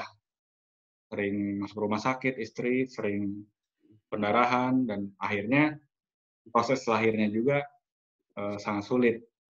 Nah, untuk rekonsiliasi, ya setelah mengetahui kebenaran bahwa saya harus minta maaf sama anak, harus mengalami pemulihan, itu dimulai dari bayi sebenarnya, dibisikkan telinganya, lalu pada saat usianya cukup, ya bicara one on one, berdua. Jadi jujur waktu saat saya yang anak nomor 1 kan dulu suka saya pukuli, suka saya masuk kamar mandi, diguyur, segala macam waktu kecil karena tidak tahuan saya. Nah, setelah saya tahu itu, saya sama anak waktu usia 9 tahun, jadi Angel tuh waktu itu yang besar 9 tahun, saya ajak ngobrol, saya bilang, "Papa minta maaf dulu suka pernah pukul Cici, pernah gini." Anak itu nangis, jadi menjerit gitu, maksudnya seperti ada yang terlepas, dan kami, ya tadi yang Pak Agus bilang, berpelukan, jadi benar-benar kami saling melepaskan pengampunan. Meskipun mungkin umur 9 tahun kelihatannya, masa sih bisa, boleh dicoba. Jadi kasih Tuhan tuh benar-benar nggak terbatas sama usia. Itu yang kami alami. Jadi bertambahnya umur, ya kami ajak nonton berdua, jadi me time, jadi papa sama anak. Diajak nonton, mungkin awal-awal, ya itu yang tadi saya cerita, anak tuh malu, tapi lama-lama kami pas nonton suka ngobrol, sharing gimana kamu sekolah, cuma bukan sekolah nanya pelajaran, tapi nanya kamu main sama siapa, teman-teman. Jadi lebih ke pribadi, bukan ke nanya tentang pelajaran atau apa, bukan itu. Itu yang saya alami. Iya, saya tambahkan ya, berbagi cerita ya tentang pemulihan. Nah, ini saya pernah punya kasus yang memang tidak parah, tapi sebenarnya ya parah dan tidak itu cuma saya justru pengen bercerita yang bagi kita nggak parah, bagi anak bisa parah. Oke, saya mau cerita begini. Waktu anak saya perempuan nomor 3 ya, itu mulai SMP, ya, waktu kecil dia imut-imut banget, lucu, cheerful, ceria, cantik, bahkan disebut mental goel, wah segala macam dah. Tapi begitu SMP mulai agak memberontaknya muncul gitu ya. Tapi yang kami sangat sadar bahwa itu biasa untuk anak remaja. Yang saya mulai khawatir adalah perilaku yang disebut sebenarnya dengan unfinished, tidak selesai. Jadi dia punya hobi melukis. Wah, di kamarnya penuh dengan lukisan yang tidak selesai. Gambar perahu ya cuma layarnya, ganti ide lagi dengan gambar bunga, ya cuma tangkainya, terus ganti gambar yang lain lagi, ya cuma langitnya. Itu kanvas yang dengan gambar tidak selesai itu banyak banget. Dia ganti kolase, kumpulkan barang bekas, yang nggak jadi ditempel, ganti lagi, dia hobinya fashion. Dia bikin gambar baju, gambarnya bagus banget, lalu pecah pola, beli kain, potong. Ya. Dia bikin gambar baju lagi, yang lain lagi, wih bagus banget gambarnya, dia pecah polanya lagi, dia potong lagi, bikin gambar yang lain lagi, wah bagus banget lagi, pecah polanya, dipotong lagi gitu, terus bikin gambar lain lagi, jadi terima pemotongan, nggak terima penjahitan, jadi ya nggak ada yang dijahit gitu ya, jadi ini apa-apa yang dikerjakan tuh nggak selesai gitu, gonta ganti ide, gonta ganti hobi gitu, lalu saya pertama konsultasi sama teman aku punya anak, seninya kuat banget, bakatnya banyak banget, multi talent. Tapi kalau ngerjain apa-apa itu nggak selesai, gonta-ganti ide. Oh ya biasa, Rod. Kalau anak seni emang begitu. Loh, kalau biasa ya saya nggak cari solusi gitu ya. Kan saya khawatir nih kalau unfinished, ini kerjaan nggak selesai, hobi nggak selesai, nanti pacaran nggak selesai gimana, nikah nggak selesai gimana, pelayanan nggak selesai gimana. Akhirnya saya ke psikolog. Nah, waktu ke psikolog dianalisa ruang jiwanya. Wah, ini Pak, ini anak Bapak ini unfinished namanya, ya behavior nggak selesai. Ini karena hatinya terluka, Pak, gitu. Ya, sudah, tolong dianalisa, luka sama siapa, gitu ya. Itu bertemu beberapa kali, gitu. Singkat cerita, akhirnya, Pak, ini ketahuan, Pak. Ini luka hatinya sama Bapak. Saya itu ketawa, saudara. Kenapa? Ini psikolog ini bener gak sih ini gitu ya? Jangan-jangan ibu psikolog ini pakai ilmu umum lah. Kalau begini terluka, loh, saya nggak pernah tempeleng anak, saya nggak pernah gambar bapak, saya nggak pernah tempeleng istri gitu ya. Kalau saya mengizinkan menghukum anak itu ada aturan-aturannya. Mulai dengan misalnya hukuman verbal, lalu hukuman paling kecil, sehingga dalam hidup saya ini kalau toh saya pernah pukul anak itu nggak lebih 4 kali selama seumur hidup gitu ya, untuk per satu anak gitu. Jadi bukan misalnya boleh menghukum lalu sebulan 3 kali, wah itu udah keseringan gitu ya, seumur hidup 3 kali gitu ya. Gitu. Karena sebelum hukum kan kita ingetin aturan dulu gitu. Jadi itu saya tuh seperti itu loh. Anak saya sebelum ke Singapura itu berarti kan Sek 3 SMP. Sebelum berangkat ke Singapura tuh anak saya nanya sama istri, Mama pernah berantem sama papa gitu. Kenapa nanya begitu? Ya aku belum pernah lihat. Kalimat itu diucapin lagi kemarin waktu anak saya pemberkatan nikah, dan anak saya kasih kesaksian bahwa papa mama role model kami, pasangan yang kami nggak pernah lihat bertengkarnya gitu. Jadi saya itu seperti itu, lalu psikolog berkata anak saya kepahitan sama saya. Wong saya dibilang sesat ya ketawa, saya difitnah ya ketawa, saya ditipu 3 miliar ya ketawa, saya kebakaran ludes 3 miliar ya ketawa, tahun lalu saya bantu rugi 150 miliar, orang yang tahun lalu saya datangi, saya khotbah di sana ya nggak lihat muka saya sedih, ya sekarang saldo lagi habis nih muka kayak begini gitu kan. Itu anak tuh terluka sama saya, coba. Sampai psikolog bener nih gitu. Saya pengen tahu lebih detail lagi nih ya, kalau coba ilmu perilaku begini karena begini, ini analisa tanpa data. Saya pengen lebih detail lagi. Akhirnya diwawancarai lagi anak saya, dan itu akhirnya psikolog dengan saya datang dengan data. Pak, anak Bapak betul kecewa sama Bapak. Karena Bapak pernah janji ngelukis bareng, tapi nggak jadi. Saya tidak tempeleng, saya tidak gambar. Saya coba janji ngelukis bareng, nggak jadi. Itu betul, berarti itu betul. Berarti itu pengakuan anak saya kepada si psikolog itu. Saya benar memang, tapi waktu saya bilang begini sama anak saya, nak, Papa nggak jadi lukis ya, karena Papa ada pelayanan. Iya, Pak, nggak apa-apa, gitu. Anak saya bilang begitu loh. Anak saya bilang nggak apa-apa loh. Dia tidak marah loh. Dia nggak bilang, Pak, apa nih sibuk banget, nggak sempet. Enggak loh. Anak saya bilang, itulah Pak Jarod, anak Bapak terlalu menghormati Bapak. Maka dia bilang nggak apa-apa. Tapi hatinya terluka. Saya kaget. Terluka, celah. Cuma diingkari janji tidak jadi melukis. Dan itu pun dia berkata, oh ya oke, nggak apa-apa, nanti lain waktu. Gitu. Dia tidak marah. Nggak banting pintu, nggak apa-apa. Terluka gitu. Saya tuh kaget gitu. Kok anak zaman sekarang gampang banget ya terlukanya gitu. Cuma diingkari janji melukis terluka. Aduh, saya itu waktu kecil suruh belajar malah nelik jangkrik. Tahu nelik jangkrik? Cari jangkrik gitu. Pulangnya jadi nyari jangkrik sama bapak saya ditempeleng, saya digebuk, saya dijejek. Enggak luka-luka itu saya tuh. saya ini dipukul, digebuk, dikurung, ya nggak luka-luka itu, ya lah kok anak sekarang ini diingkari janji aja terluka. Aduh, tapi karena ceritanya bener, ya sudahlah, anggap aja ini bener gitu dah. Jadi apa yang harus saya lakukan gitu? Ya Bapak harus rekonsiliasi. Iya, rekonsiliasi gitu. Ya tapi daripada anak saya unfinished gitu ya oke lah rekonsiliasi gitu. Caranya gimana?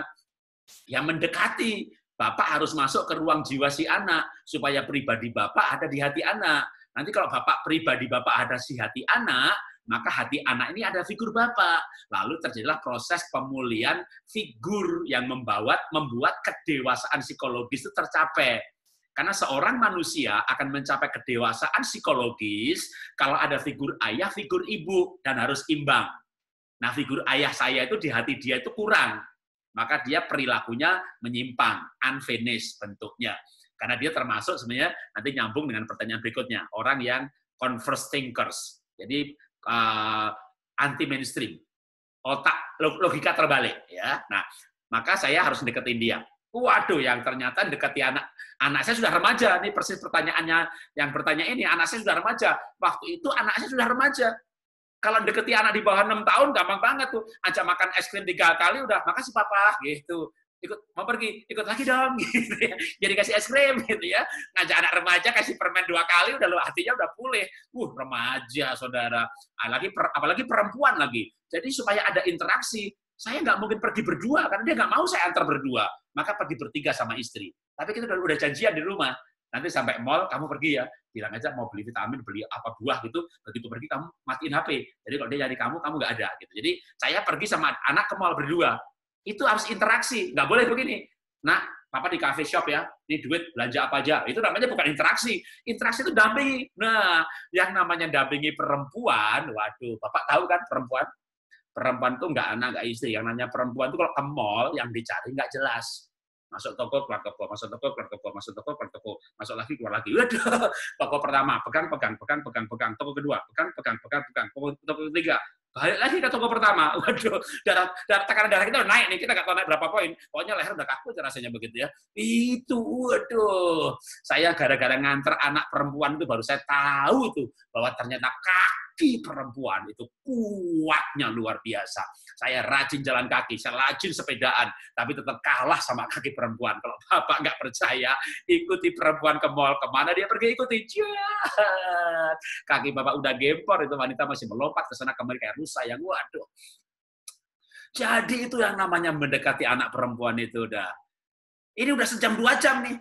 Saya udah nggak sabar kan? Nah, ingat pesan psikolog, kalau Bapak nggak sabar, nggak boleh marah. Karena menjadi interaksi negatif. Kalau interaksi negatif, relasi tambah jauh. Maka waktu emosi, Pak, gunakan emosi itu untuk kekuatan berbuat baik. Oke.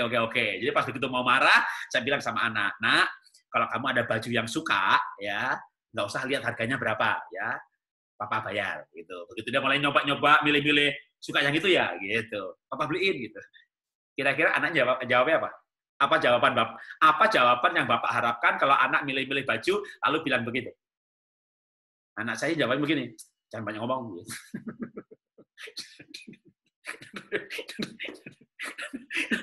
kita nawari kebaikan, mau bayari, dijawab jangan banyak ngomong. Itu kalau saya belum bertobat, tak gampar itu anak. Itu pun kita nggak gampar, saudara. Maaf ya nak, ya papa nggak tahu sih kalau kayak kamu sukanya apa gitu. Udah diam. Ya diam. Ya kita dampingi terus. Mama kemana sih nih? Mama kemana sih gitu? Ya nggak tahu lah dia kemana. Kita dampingi terus sambil diomelin begitu. Sambil berkata dalam hati, teguhkan dan kuatkan hatimu, teguhkan dan kuatkan hatimu. Khotbahnya gampang, ini bagian yang susah. Khotbahnya gampang, ini bagian yang susah. Nanti nulis bukunya bisa panjang ini. itu begitu hari Sabtu itu pulang dari mall, ya. Kapan pulangnya? Ketika mallnya dimatiin lampunya gitu ya. Kita pulang ke rumah itu hati saya berkata begini, Tuhan, ini masih hari Sabtu Tuhan, besok masih Minggu sekali lagi Tuhan, Tuhan beri kekuatan.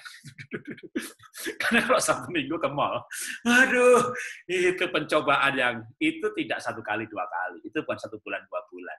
Namanya dekat itu bisa tahun 2 tahun. Tapi singkat cerita, begitu saya bisa sama anak saya, ini dulu waktu saya jauh ya sama anak saya ya, yang perempuan ya, waktu dia pas 1, 2 SMP. Kalau ke mall tuh tak gandeng nggak mau. Nah kan banyak orang bilang, ya biasa dong Pak, anak remaja ke mall nggak mau digandeng. Bukan biasa, ada masalah relasi. Dulu saya bilang biasa, karena teman saya juga bilang begitu. Oh biasa Pak, gitu. Begitu saya pemulihan relasi, kami bisa bergandengan tangan, minum 1 mangkok berdua, bahkan bisa berpelukan di mall, kami bisa ngedit di kafe berduaan, pulangnya jalan gandengan tangan, sampai sekarang, sampai anak-anak menikah. Ya, jadi ketika kami dulu nggak punya relasi, anak-anak saya di usia remaja di mall nggak mau gandengan tangan. Setelah itu menjadi mau, dan yang lebih lagi, lukisannya semua selesai. Kalau sekarang Bapak Ibu ke rumah saya sekarang berdua dengan dia lagi ngelukis bareng. Dan bukan cuma ngelukis bareng, ya kan? Dijual bareng, sudah dapat order 20 juta untuk 2 lukisan. Anak saya seneng banget nih, lukisannya tak jualin. Ya bapaknya pedagang. Waduh, tadi kita latihan setir mobil bareng, pergi ke tempat figura bareng-bareng, lalu ngelukis bareng-bareng gitu ya.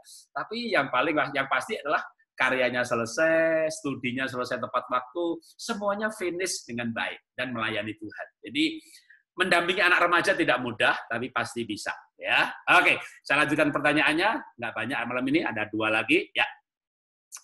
Saya baca lagi, saya kurang setuju dengan memukul, membentak, didik harus dengan teguran kasih dan lembut. Ya, jadi sebenarnya gini, kasih, teguran, kasih itu kayak porsinya 90%. Gitu ya. Nah, kalau Alkitab berkata begini, baca Amsal 15 ayat 10, didikan yang keras adalah bagi mereka yang meninggalkan jalan Tuhan. Jadi hukuman boleh ketika kesalahannya berupa dosa.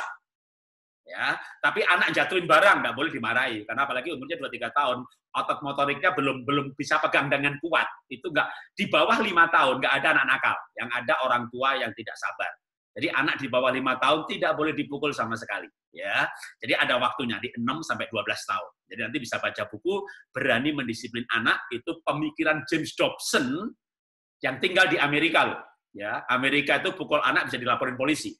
Tapi James Dobson, psikolog hamba Tuhan, yang masih menulis buku Berani Mendisiplin, Dare to Disciple, ya, berani mendisiplin, yang sebenarnya mendisiplin itu adalah memuridkan. Tapi dari memuridkan itu ada menghukum yang bagian dari memuridkan. Nah, menghukumnya ada aturan firman Tuhan, misalnya ada satuan waktu. Amsal 13:24. Didikan yang orang yang mengasihi, barang siapa tidak menggunakan tokat, benci kepada anaknya, tapi barang siapa mengasihi anaknya, menghajar pada waktunya. Jadi ada prinsip satuan waktu, lalu Amsal 15 ayat 10 ada prinsip satuan ukuran. Ya, makanya itu nilai atau prinsip itu tidak boleh dilanggar. Tapi kalau misalnya mendidik tanpa menghukum, itu melanggar firman Tuhan. Karena firman Tuhan mengamanatkan hukuman. Tapi hukuman hanya untuk sebuah kesalahan yang levelnya adalah dosa. Ya, anak mencuri, anak menghamili anak orang lain, berbuat zina. Nah, itu level-level dosa, orang tua harus wibawa. Karena dalam penelitian James Dobson, orang tua yang tidak menghukum, tidak berteriak, tidak memarahi, menghasilkan generasi yang kurang ajar. Jauh lebih banyak daripada yang dihukum. Jadi yang dihukum terus-menerus, mereka kepahitan. Jadi ada ekstrim satu, menghukum, keras, kasar, timbul kecewa, kepahitan, pemberontakan, lalu timbul serba tidak boleh. muncul generasi yang tidak tahu aturan, liar. Maka yang paling benar ya paling utamanya kasih sayang, kalau diperlukan boleh menghukum, gitu ya. Oke, saya lanjutkan lagi pertanyaannya. Menurut saya kalau kesalahan sudah berupa dosa, sudah tidak bisa diberitahu, harus ya itu oke, benar ya. Anak saya pun juga tidak sakit hati kepada saya, malah nempel terus waktu saya pukul. Pernah dipukul, benar ya. Jadi bukan hobi mukul tapi pernah ya. Salah dikit pukul, nanti anak kebal. Begitu bapak pukul, apalagi di bawah 5 tahun, sering dipukul pantatnya, kebal. Nanti umur 6 tahun dipukul, dia lari. Enggak apa-apa, enggak apa-apa. Itu berarti udah kebal dia ya. Itu overdosis. Berarti orang tuanya hobinya memukul. Mukul bukan hobi. Mukul itu harus dengan perasaan menyesal. Aduh, tadi kok aku pukul ya, gitu ya. Habis mukul puas. Orang Jawa bilang, bar nesu marem, nah itu dosa ya, itu belum lahir baru. Orang lahir baru tuh habis nesu marem ya. Orang sudah lahir baru ada Roh Kudusnya. Habis mukul kayak rasa aduh kok tadi itu berarti benar ya, Roh Kudusnya berbicara. Oke. Saya hampir 24 jam bersama anak, sekolah, makan, main, tidur, jadi lebih kenal mereka, sedangkan suami hanya interaksi dengan anak jam malam hari sebelum tidur. Bermain, bercanda sama-sama saja. Anak-anak tidak takut sama papanya. Nah, itu nggak boleh. Jadi sebenarnya, makanya gini, ayah tetap harus dihormati. Ya. Ayah, ibu, dua-duanya harus dihormati. Gimana kalau misalnya Mr. Yes sama Mrs. No? Ibunya yang menghukum. Mungkin nggak usah bilang pukul aja dah. Ngomel aja. Jadi perkataan tidak lebih lembut daripada pukulan. Ya, contoh, mamanya sampai anaknya SMP tidak pernah pukul sama sekali, tapi adanya kepahitan sama mamahnya. Kenapa? Kalau ngomong dia lemah lembut. Nah, mamah itu menyesal melahirkan kamu. Kamu tuh anak yang nggak ada gunanya. Lemah lembut banget kalimatnya. Isi katanya menyakitkan. Mamah menyesal melahirkan kamu. Aduh. Mendingan berteriak, kamu anak baik, ya, enggak boleh nakal. Kamu tuh anak Tuhan nggak pantas berbuat begitu, gitu ya. Kalimatnya keras, tapi kamu anak Tuhan, nggak pantas berbuat begitu. Terngiang-ngiang, kamu anak Tuhan, gitu ya. Daripada, nah, kamu tuh bikin malu mama. Mama nggak sanggup kalau kamu begitu. Ini jahatnya minta ampun, tapi lemah lembut, ya kan. Jadi esensi lebih penting daripada teknik. Nah, oke. Kalau sampai misalnya anak itu nggak hormat sama bapaknya, karena misalnya ibunya yang keseringan menghukum, walaupun hukumannya verbal, tapi verbal yang salah. Sampai anak betul-betul sama bapaknya, nah gantian aja, ganti, Pak, aku selama ini udah banyak menghukum, kamu kurang, ya. Aku tak sebulan puasa nggak menghukum, tidak marah, tidak bawel, tidak menegur, kamu ya, gitu. Dan delegasikan total. Jangan nanti ibu gini, tegur Pak, kamu udah negur belum? Tegur dong, kamu tuh gimana sih? Tegur. Ini namanya ibunya kebelet negor ini, orang jahat ini namanya, saudara ya. Kalau sudah mendelegasikan, suami itu bijaksana, biasanya dia tahu, Ma, jangan buru-buru, aku tahu kok anak yang satu itu nanti ku ajak makan dulu baru ngomong. Yang nomor 2 ku ajak renang dulu baru ngomong. Jadi biarkan Bapak menegur dengan caranya, ya. Dan kalau Bapak nanti menegur, maka nanti Bapak akan juga punya wibawa. Asal menegurnya benar, adil. Ya, bukannya tidak adil. Oke, kita lanjutkan lagi.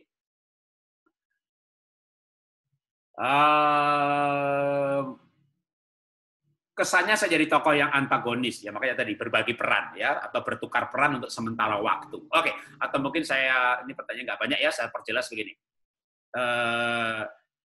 Anak saya nomor 2, ya nomor 1 yang unfinished tadi ya, yang nomor 2 anak saya pernah hampir nggak naik kelas karena game addictive.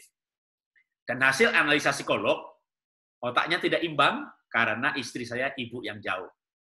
Dan dia ibu yang jauh bukan karena istri saya salah, ya, saya yang salah. Salahnya di mana? Nomor 2 dan nomor 3 itu beda lahirnya cuma 12 bulan. Nah, itu kan saya yang salah, yang bikin dia hamil cepat-cepat kan saya. Jadi, nomor 1, nomor 3 beda 3 tahun. Nomor 1, nomor 2 beda 3 tahun. Nomor 2 lahir, nomor 1 kasih sayangnya cukup. Nomor 2, nomor 3 bedanya cuma 12 bulan. Jadi kalau nomor 2 itu mama sana sama dedek, mama sana sama dedek. Nggak dipukul, nggak digampar. Hanya sana sama dedek, sebulan, 2 bulan, setahun, 2 tahun, 3 tahun, 4 tahun, itu menjadi penolakan bagi si plekmatik. Dan nomor 2 itu plekmatik. Nah, jadi ketika dia jadi ibu yang jauh, ternyata ketidakseimbangan figur itu membuat dia tidak bisa konsentrasi. Jadi anak saya nomor 2 sebenarnya IQ lebih tinggi daripada nomor 1. Nomor 1 malah cukup rendah, di bawah 120. Tapi selalu ranking 1.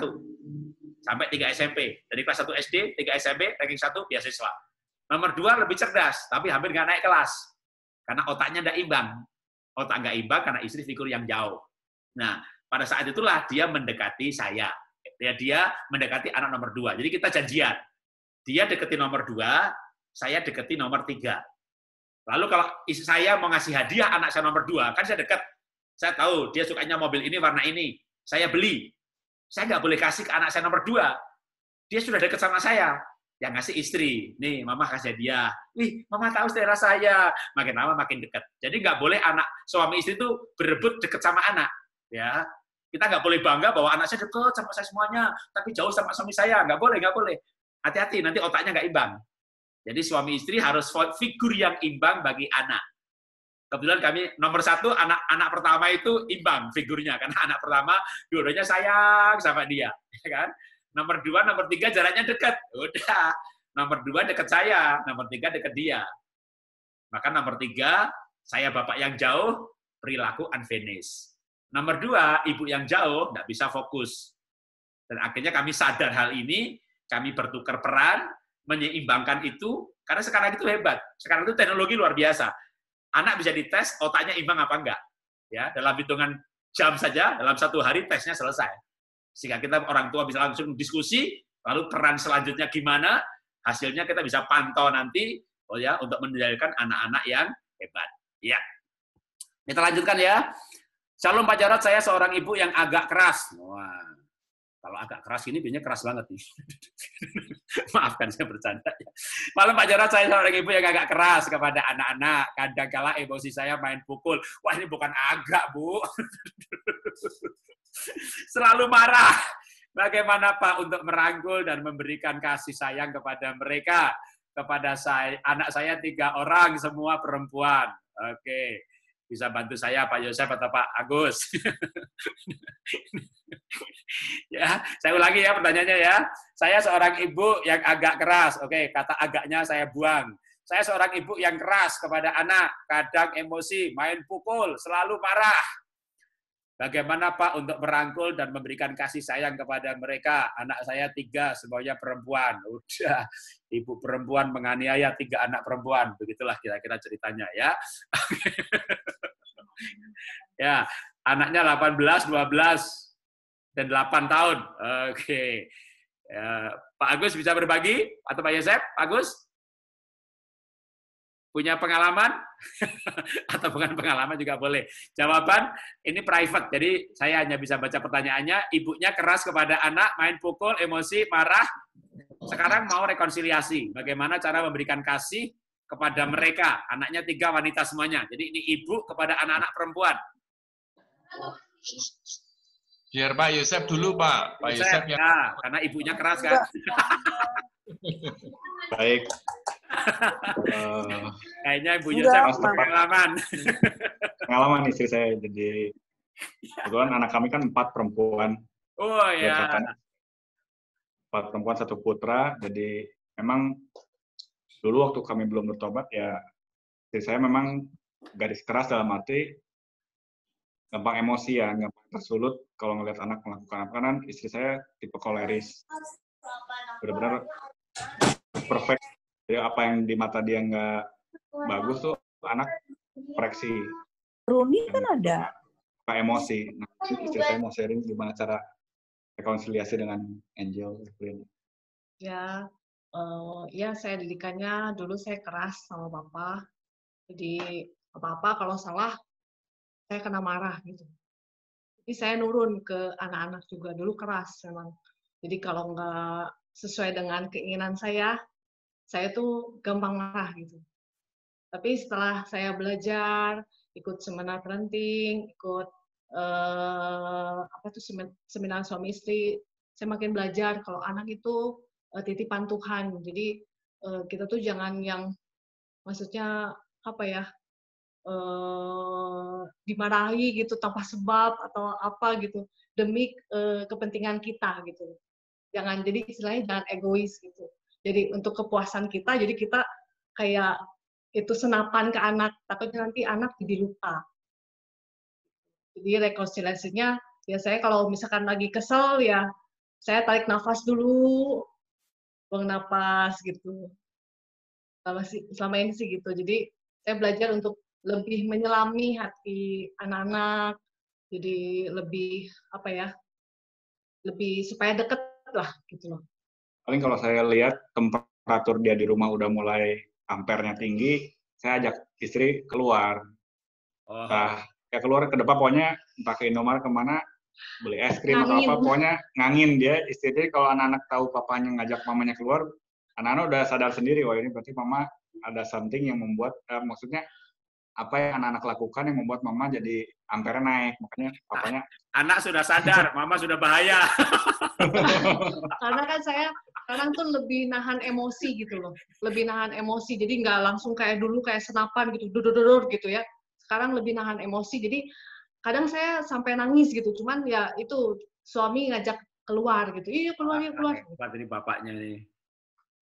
Jadi pas pulang itu anak-anak tuh udah bilang, mama udah yang baru nggak kayak dulu lagi kan, katanya gitu.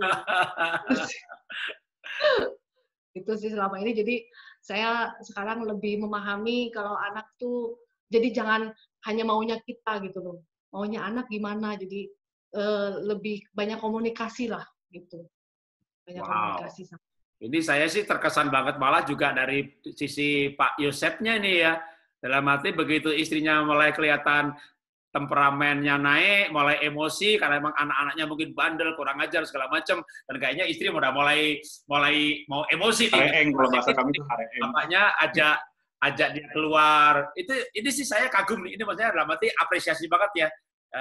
Itu suami yang wise loh, itu bijak loh. Dalam arti itu termasuk cara yang memang sangat dianjurkan. Karena kalau diajak keluar tuh mau diskusi pun nanti nggak di depan anak ya. Jadi diajak keluar atau pergi jalan, atau kalau mau jalan banyak tetangga ya naik mobil kemana muter-muter tanpa tujuan. Tapi kalau kita ngomong di mobil gitu ya.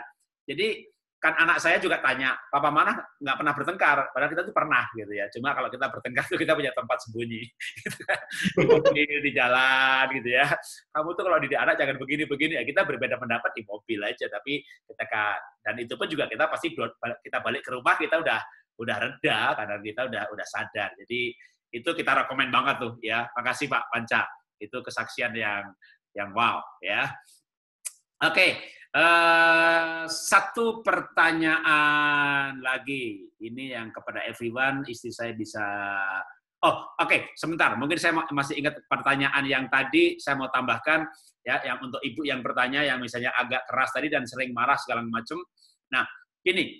Kalau yang penting kan sadar ya, paling tidak entah hari ini, entah sebenarnya juga berapa tahun yang lalu pernah sadar gitu bahwa saya kebanyakan kerasnya. Tadi saya katakan misalnya saya setuju didik anak tuh boleh pukul, boleh teriak, tapi itu bukan menu utama.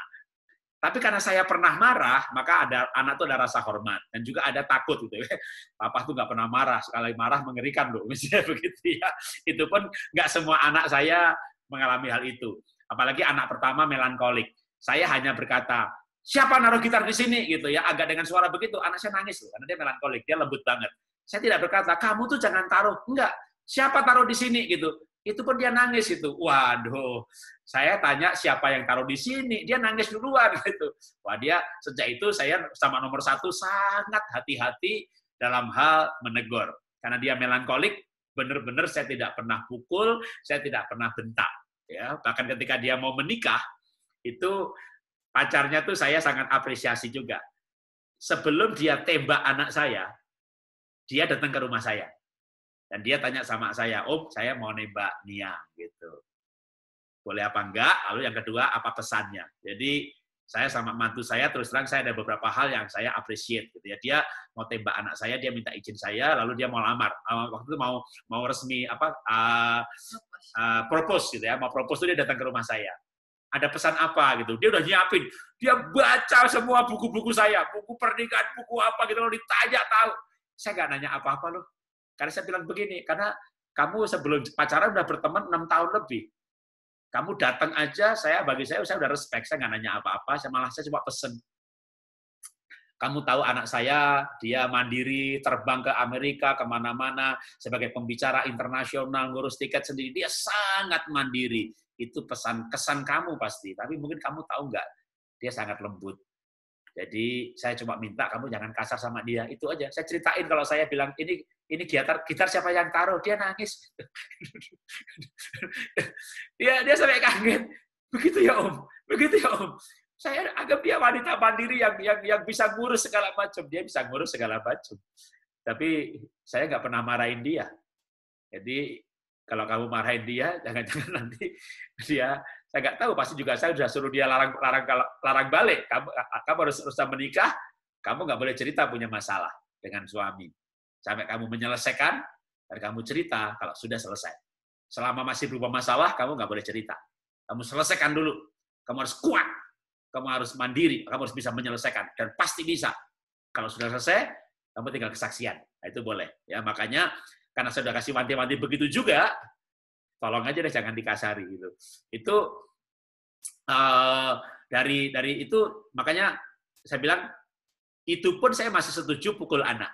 Tapi memang harus tahu ya, anak kita tipe yang mana. Ya, ada tipe yang boleh ya, terutama kalau dia mengkolerik. Nah, kalau misalnya ibu ini sadar bahwa saya terlalu keras gitu ya.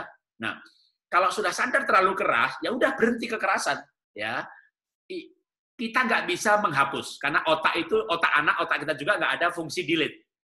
Semua pengalaman kekerasan masuk alam bawah sadar, kita nggak bisa melupakan, kita hanya bisa mengampuni. Tetapi kalau itu kan kita. Nah, kalau kita orang tua kepada anak, maka kita sekarang banyak-banyakan file aja. Kalau kita pernah mengerasi 30 kali apa 100 kali, sekarang baikin 1000 kali. Jadi kita timpa banyak-banyak kebaikan, kita timpa banyak-banyak cinta kasih yang sampai anak itu wow gitu. Yang saya pernah kerasin anak saya nomor 3, ya itu pun hampir tempeleng gitu ya, tapi enggak, itu udah baru mau gitu waktu di Jerman, karena emang dia juga kurang ajar banget gitu, hampir tempeleng. Itu anak saya udah shock banget gitu. Itu nggak jadi tempeleng, itu baru akan. Dan juga pernah ingkar janji ngelukisnya kepahitan gitu kan. Tapi waktu saya emosi hampir tempeleng gitu.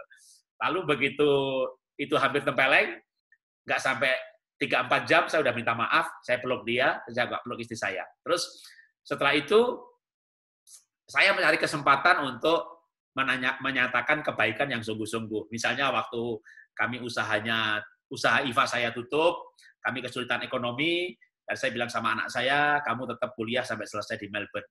Walaupun tiap bulan kita harus kirim 20, 30 juta, 40 juta kadang per bulan. Dan itu dalam keadaan saya bangkrut. Itu ngumpulin segitu per bulan, sampai akhirnya nggak sanggup, saya jual mobil saya.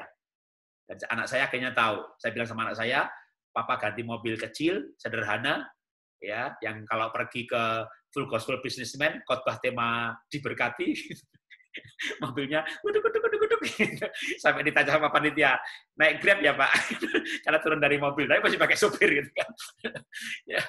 Tapi dari situ anak saya tahu bahwa saya cinta banget sama dia. Nah, kalau kita pernah keras, kita harus punya beberapa momentum.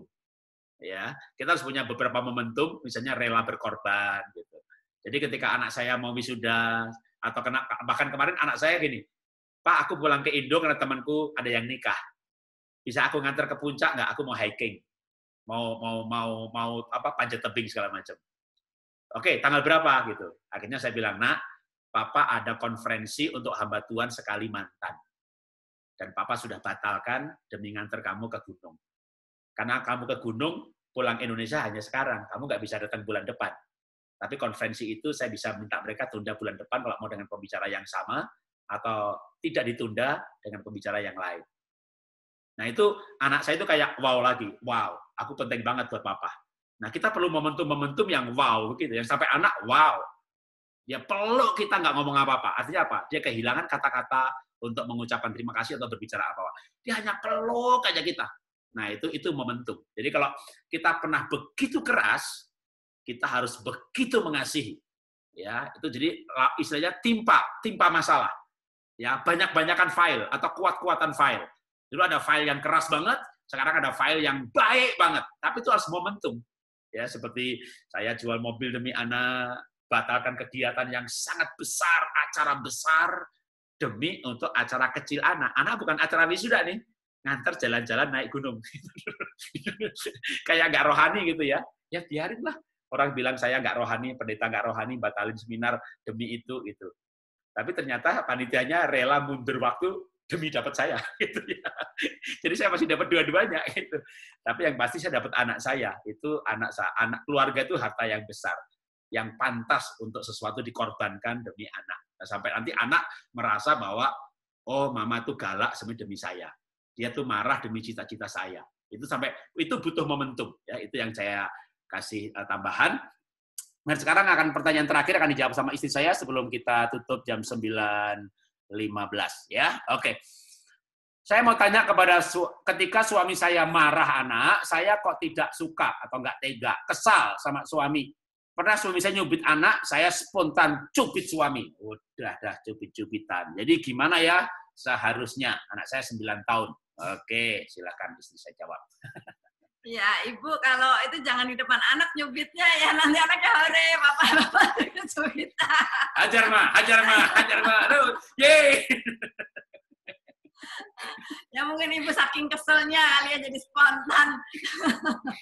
Ya cuman lain kali jangan begitu Bu, kalau nggak setuju jangan di depan anak ya, nanti di kamar gitu, Pak tadi saya nggak setuju Papa cubit anak gitu ya, harusnya cukup kasih tahu ya. Kalau bisa seperti Pak Yosep tadi ya, kalau Bapak lihat suami sudah paneng udah tinggi, ajak keluar.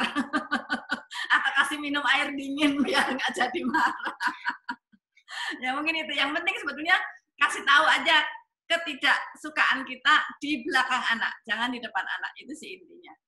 Ya, jadi tekniknya Pak Yosep boleh ya. Jadi siapa yang ya kalau tahu pasangannya emosi, boleh istri yang ngajak, boleh suami yang ngajak, ya. Kalau perlu ngajaknya bukan, yuk Pak kita keluar gitu, tapi yang urgent gitu loh ya. Pak gini gitu, ya kaget juga ada apa sih gitu kan. Nah, mau nggak gitu, baru dia keluar gitu ya. Itu bijak banget. Jadi pasti sih ya suami istri itu berbeda pendapat. Nah, sebagai penutup saya akan berikan tadi kalimat saya waktu di awal. Kalau sampai tidak bisa sepakat, maka nggak bisa sehati, ya, maka sepakat untuk beda kurikulum. Jadi kurikulum ayah, kurikulum ibu. Istri saya ngajari anak saya nabung gitu ya. Saya intip tabungan anak saya. Begitu tabungannya udah banyak, saya deketin dia. Nak, bilangin mama, tabungannya mau dikeluarin. Buat apa, Pak? Ya kamu beli baju, nanti kamu jual lagi. Tak ajari dagang. Dia minta izin istri saya. Ma, kata papa suruh ambil tabungannya. Buat apa? Beli baju jual lagi. Kalau laku gimana? Kalau nggak laku, gitu. Karena dia selalu hati-hati. Itu aja kalau nggak laku. Gitu. Emang pesimis kan, pragmatik kan hati-hati gitu ya. Anak ke saya lagi. Ma, Pa, kata mama kalau nggak laku gimana? Kalau nggak laku, dipakai sendiri. Belinya stok jangan banyak-banyak, satu aja. Ya, dia ke mamahnya lagi. Ma, kalau nggak laku, ya pakai sendiri. Emangnya butuh baju? Kan baju udah banyak. Balik ke saya lagi. Satu ngajari dagang, satu ngajari nabung. Apakah itu bertentangan? Ya tidak. Lah, kalau tabungan banyak-banyak buat apa? Ya kan, akhirnya anak saya tak ajari. Kamu punya tabungan 2 juta, setahun itu bunganya 10%. Jadi nanti cuma jadi 2.200.000, tambah 200.000 selama setahun. Kamu 2 juta beli baju, kamu jual, satu baju kan misalnya 200.000. Untuk kamu untungnya 20.000. Itu 20% dalam sebulan. Jadi nanti akhir tahun, jadi 10 juta loh. Nabung itu buat orang miskin. Kalau sudah agak kaya-kaya dikit, walaupun cuma 2 juta, diputer. Nah, tapi kalau nanti nggak laku gimana? Pakai sendiri kan baju udah banyak. Tak jadi begini. Ya. Kamu ke toko, kamu kan pinter fashion, kamu pilih baju. Kamu masuk ke tempat ganti baju, kamu potret diri kamu, ya kan? Lalu dijual. Jadi namanya itu pre-order, ya kan? dijual dulu baru dibeli, gitu loh. Jadi dipotret, lalu ditawar-tawarkan, gitu. Nah nanti kalau aku tawarkan terus, aku ke toko barangnya sudah laku, nah tinggal bilang sama teman, lain kali cepet nih, udah laku, gitu. Nggak usah bilang yang jual siapa, pokoknya bilang udah laku. Ya kan nggak tahu, saya bilang nggak laku, di toko udah nggak ada, gitu ya kan. Jadi foto dulu baru dijual. Wah, saya aja dijualan. Akhirnya dia milih nggak jualan baju. Wah, dia ke sekolah jualan paper psikodelik, namanya paper craft gitu. Wah, dia senang banget jualan. Nah, itu istri saya didik nabung, saya didik jualan, tapi saling melengkapi. Itu namanya adalah kurikulum ayah, kurikulum ibu. Atau contoh yang lebih ekstrim, itu mah gampang, Pak. Oke. Saya ngajari main, istri saya ngajari anak belajar. Ya. Jadi kalau istri belajar, Bapak jangan ikut-ikutan, belajar. Anaknya stres. Ini kenapa dua setan menikah, galak banget semuanya. Gitu ya. Jadi jangan. Ibunya belajar. Bapaknya bilang, "Yuk nak main," gitu. Itu bukan pertentangan loh. Ya, itu nah, yuk main. Tapi kata mama suruh bikin PR dulu. Nah, itu dia. Kalau PR sudah selesai, kita main gitu. Nanti pasti anak bikin kaget ibunya. "Mah, mau main?" "Bikin PR dulu, udah selesai." "Masuk sih?" "Oh, udah, ini cepet amat." Ibu baru sadar, ternyata PR itu gampang. Yang susah itu maunya. Makin susah, karena ibu omeli, dia stres, bikin PR 2 nomor, pergi ke toilet, pergi bikin 1 nomor, buka kulkas, bikin PR 1 nomor, 2 jam belum selesai. Bapaknya nggak perlu tuh capek-capek mendampingi, capek-capek ngajari. Oh, bapaknya nggak bisa ngajari. Bapak kan di kantor biasa motivasi pegawai, ya kan? Kalau selesai, kita main. 30 menit selesai. Nggak pakai pendampingan, nggak pakai ngajari. Anak sekarang nggak butuh diajari, anak sekarang pinter-pinter, ya. Nah, maka si bapak yang suka main ini ternyata melengkapi istri, ya. Jadi memang didik anak itu sehati itu ada bahayanya. Apa bahayanya sehati? Loh, saya awali dengan bahaya ketidaksehatian. Ada Ishak, Yakub, segala macam. Sekarang ada bahaya sehati. Ya. Anaknya nakal, ya kan? Sama bapaknya dipukul 10 kali nangis. Ibunya pulang gereja. Loh, Pak, kok anak nakal? "Oh iya. Kok anak nangis?" "Iya, saya pukul tadi." "Loh, kenapa? Nakal begini?" "Oh, terus kamu pukul?" "Oh, iya." "Berapa kali kamu?" 10 kali. "Oke, sini nak. Mama 10 kali juga." Gitu kan, sehati, ya kan? Digebuki bareng-bareng. Anaknya mati, ya kan? Suami istri sehati, satu gebuk 10 kali, satu gebuk 10 kali. Tapi itu nggak ada orang nikah itu begitu, nggak ada. Orang nikah itu satu romantis, satu nggak romantis. Supaya anaknya 3, maksimum 5 lah. Gitu ya. Kalau dua-duanya romantis, anaknya 15, ya kan. Jadi orang menikah itu satunya murah hati, satunya pelit, supaya tidak habis duitnya. Dua-duanya murah hati, duitnya entek, gitu kan. Maka Tuhan atur satu pelit, satu murah hati. Satunya mau ikut Zoom, ayo cepat.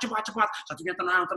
Itu supaya nanti akhirnya login-nya 10 menit sebelum Zoom. Ya, kalau duanya cepat. 1 jam saya sudah terima email, ada waiting menunggu. Gimana sih?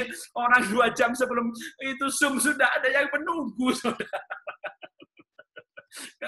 Coba gimana kalau suami istri dua-duanya rajin. Waduh, 3 jam sebelum terbang sudah ke airport, saudara. Counternya aja belum dibuka untuk check-in. Makanya yang satunya buru-buru, "Ayo cepat, satunya tenang-tenang," gitu ya, akhirnya imbang. Dua-duanya tenang-tenang, sampai airport udah terbang pesawatnya, beli tiket lagi. Tapi Tuhan itu sudah atur mendidik anak itu gitu. Satunya tega, satu nggak tega. Dua-duanya tega, anaknya mati. Dua-duanya nggak tega, anaknya kurang ajar. Jadi sebenarnya kesimpulannya begini, ayah ibu itu, suami istri itu berperan saja sesuai dengan peran yang dia sanggup lakukan. Tapi kalau sampai ada ekses, jadi misalnya sampai ada cap nih, mama jahat, bapak baik. Nah, itu bertukar peran dengan sengaja. Jadi misalnya ibunya selalu menghukum, bapaknya selalu ngajak main. Sampai ada ekses. Ekses itu apa misalnya? Anak berteriak, "Mama jahat." Itu anak nggak boleh dimarahi. Itu ungkapan kejujuran. Nggak ada anak bohong. Nggak ada anak itu merekayasa berani berkata jahat kalau dia tidak merasakan jahat. Begitu sudah ada ekses seperti itu, secara sengaja bertukar peran. Ya, yang biasa menghukum jangan menghukum lagi. Apapun bentuk hukumannya, ya. Hukuman dimulai dengan ukuran paling rendah dan fisik itu adalah alternatif terakhir kalau anak kurang ajar berbuat dosa, ya. Mamanya diludahi mukanya, pukul dia, gitu ya. Tapi kalau kesalahan-kesalahan yang berupa kecenderungan perilaku, kan tahu ya, dominan, intim, stabil, cermat. Sanguin, pragmatik, melankolik, masing-masing ada kecenderungan perilaku dan kecenderungan kelemahan. Kecenderungan perilaku itu tidak untuk dihukum. Tidak boleh menghukum sebuah kesalahan karena sebuah kecenderungan perilaku. Kecenderungan perilaku itu di-training, dilatih, bukan dihukum. Kalau dihukum, maka dia akan merasa salah diciptakan. harga dirinya rusak. Makanya sebenarnya antara mendisiplin dan menghukum itu harus ditambah dengan ilmu keunikan diri. Maka saya kemana-mana topik apapun saya akan kaitkan dengan keunikan diri. Baik itu dari DISC, foto karakter, temperamen laku, atau MBTI, atau tambah cara dengan sidik jari, sehingga keunikan anak ketemu, maka cara menghukum mendisiplinnya ketemu juga customize per anak. Tapi yang pasti sebuah kesalahan yang berhubungan dengan kecenderungan perilaku tidak boleh dihukum. Yang boleh dihukum Alkitab mengajarkan adalah ketika anak melakukan hukuman yang keras bagi mereka yang meninggalkan jalan Tuhan. Sebuah kesalahan yang berhubungan dengan jalan Tuhan. Artinya kesalahan yang itu adalah hubungannya dosa dan tidak dosa. Ya, oke, kita akhiri pertemuan kita pada hari ini, dan sampai ini kayaknya memang Pak Roni Daud tidak bergabung ya, karena memang tadi saya sempat bilang, Pak, saya baru, sebentar saya cek sekali lagi, baru sampai di San Francisco subuh. Ya, jadi kalau dia ikut berarti hanya tidur 3-4 jam. Kalau tidak ada, nah saya bukan pendeta yang ditahbiskan ya. Jadi biasanya selama ini ada Pak Timotius Arifin, Pak Timotius Bekti, Pak Tony Mulya, ada Pak Roni Daud, Pak Tino Mulya izin 1 bulan selama bulan Agustus sampai Agustus nanti untuk acara-acara jaringan doa nasional. Nah, karena saya bukan pendeta yang ditahbiskan, juga saya tidak berani memimpin perjamuan kudus. Ya, jadi malam ini kita tidak ada perjamuan, karena saya juga tidak berani melangkah sesuatu yang tidak pada tahbisan. Ya, kalau ngajar saya ngajar, tapi untuk perjamuan, baptis itu kecuali saya didelegasikan. Jadi saya sering misalnya khotbah hari Minggu, gembalanya pergi, Mas tolong ya pimpin perjamuan gitu. Pak, saya nggak ditahbiskan loh sebagai pendeta loh. Ah, saya kenal Mas kok. Walaupun bukan pendeta, Bapak hamba Tuhan juga, saya berani memberikan otoritas. Nah, itu saya baru berani mimpin perjamuan. Tapi tanpa sebuah pendelegasian oleh yang berwenang, maka saya tidak berani ya. Jadi walaupun saya tadi sempat umumkan di chat tertulis bahwa malam ini akan diakhiri dengan perjamuan, maka tidak jadi ya. Kita akan akhiri dengan doa. Mari kita berdoa. Bapak, kami mengucap syukur malam hari ini untuk bincang-bincang kami mengenai kesehatian suami istri di dalam mendidik anak. Kami bersyukur Tuhan berkati Pak Yosef, Pak Agus, dan Pak Yosef dan istri, Pak Agus dan Bu Vita, yang sudah juga turut berbagi. Bahkan kami juga berterima kasih untuk setiap yang bertanya, karena melalui pertanyaan itulah sebuah jawaban, sebuah hikmat keluar, sebuah ide untuk berkata-kata keluar. Kami berterima kasih dan memberkati dalam nama Tuhan Yesus setiap yang bertanya, bukan hanya mendapat jawaban, tapi juga akan mendapat perubahan dan pemulihan di dalam nama Tuhan Yesus. Ada pemulihan pernikahan, ada pemulihan orang tua anak. Terima kasih Bapak, kami sudah boleh belajar dan bersekutu pada malam hari ini, baik lewat Zoom maupun yang lewat Facebook dan YouTube juga. Tuhan memberkati. Di dalam nama Tuhan Yesus kami berdoa mengucap syukur. Amin. Ya. Terima kasih teman-teman semuanya sudah berbagi, sudah bergabung. Kalau mau dinyalakan audionya. Terima kasih juga Pak Edi, sama Ibu Pini. Ya, teman kuliah ini ya. Terima kasih. Ya. Terima kasih Pak. Rompis juga, masih ada Pak Rompis? Ada Pak Rompis tadi. Ada, ada. Wah, nah juga Pak Berlin sama Opung Hiti, sambal Opung Hiti. Ya. Haleluya. Sambal Opung Hiti. Ya. Makasih Pak. Sama-sama. Thank you. Terima kasih buat kesempatannya Pak Jarod. Betul, Pak Rompis teman dari Kaksa Pemuda, sama-sama melayani dari tahun 90 loh. Ya, udah 30 tahun kita bersama. Tahun 90, ini belum 30 tahun. Yang lebih lama Pak Firyo Hadi itu sama saya tuh, bukan 30 lagi, 38 tahun. Dari tahun 82 tuh Pak Firyo Hadi. Sama Pini juga ada lama. Sama Pini lebih lama, betul. Bukan Pak Firyo, ini sama Pak Edili, sama istrinya Pak Pini ini dari tahun 82-83 nih di IPB. Aduh, Ibu Pini. Guru sekolah minggu bareng-bareng. Saya gedein Pak Edi. Halo. Ini dulu kamu satu kosan nih?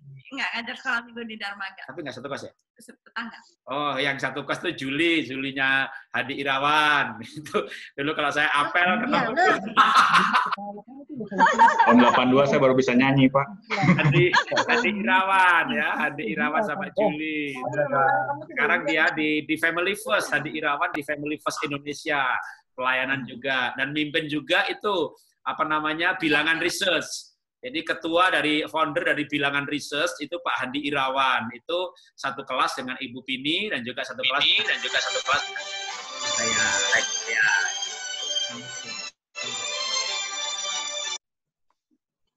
Oke, terima kasih semuanya. Terima kasih. Thank you, Pak Jarod. Yo. Thank you. Thank you. Bagus, Bu Vita. Sampai jumpa di Surabaya.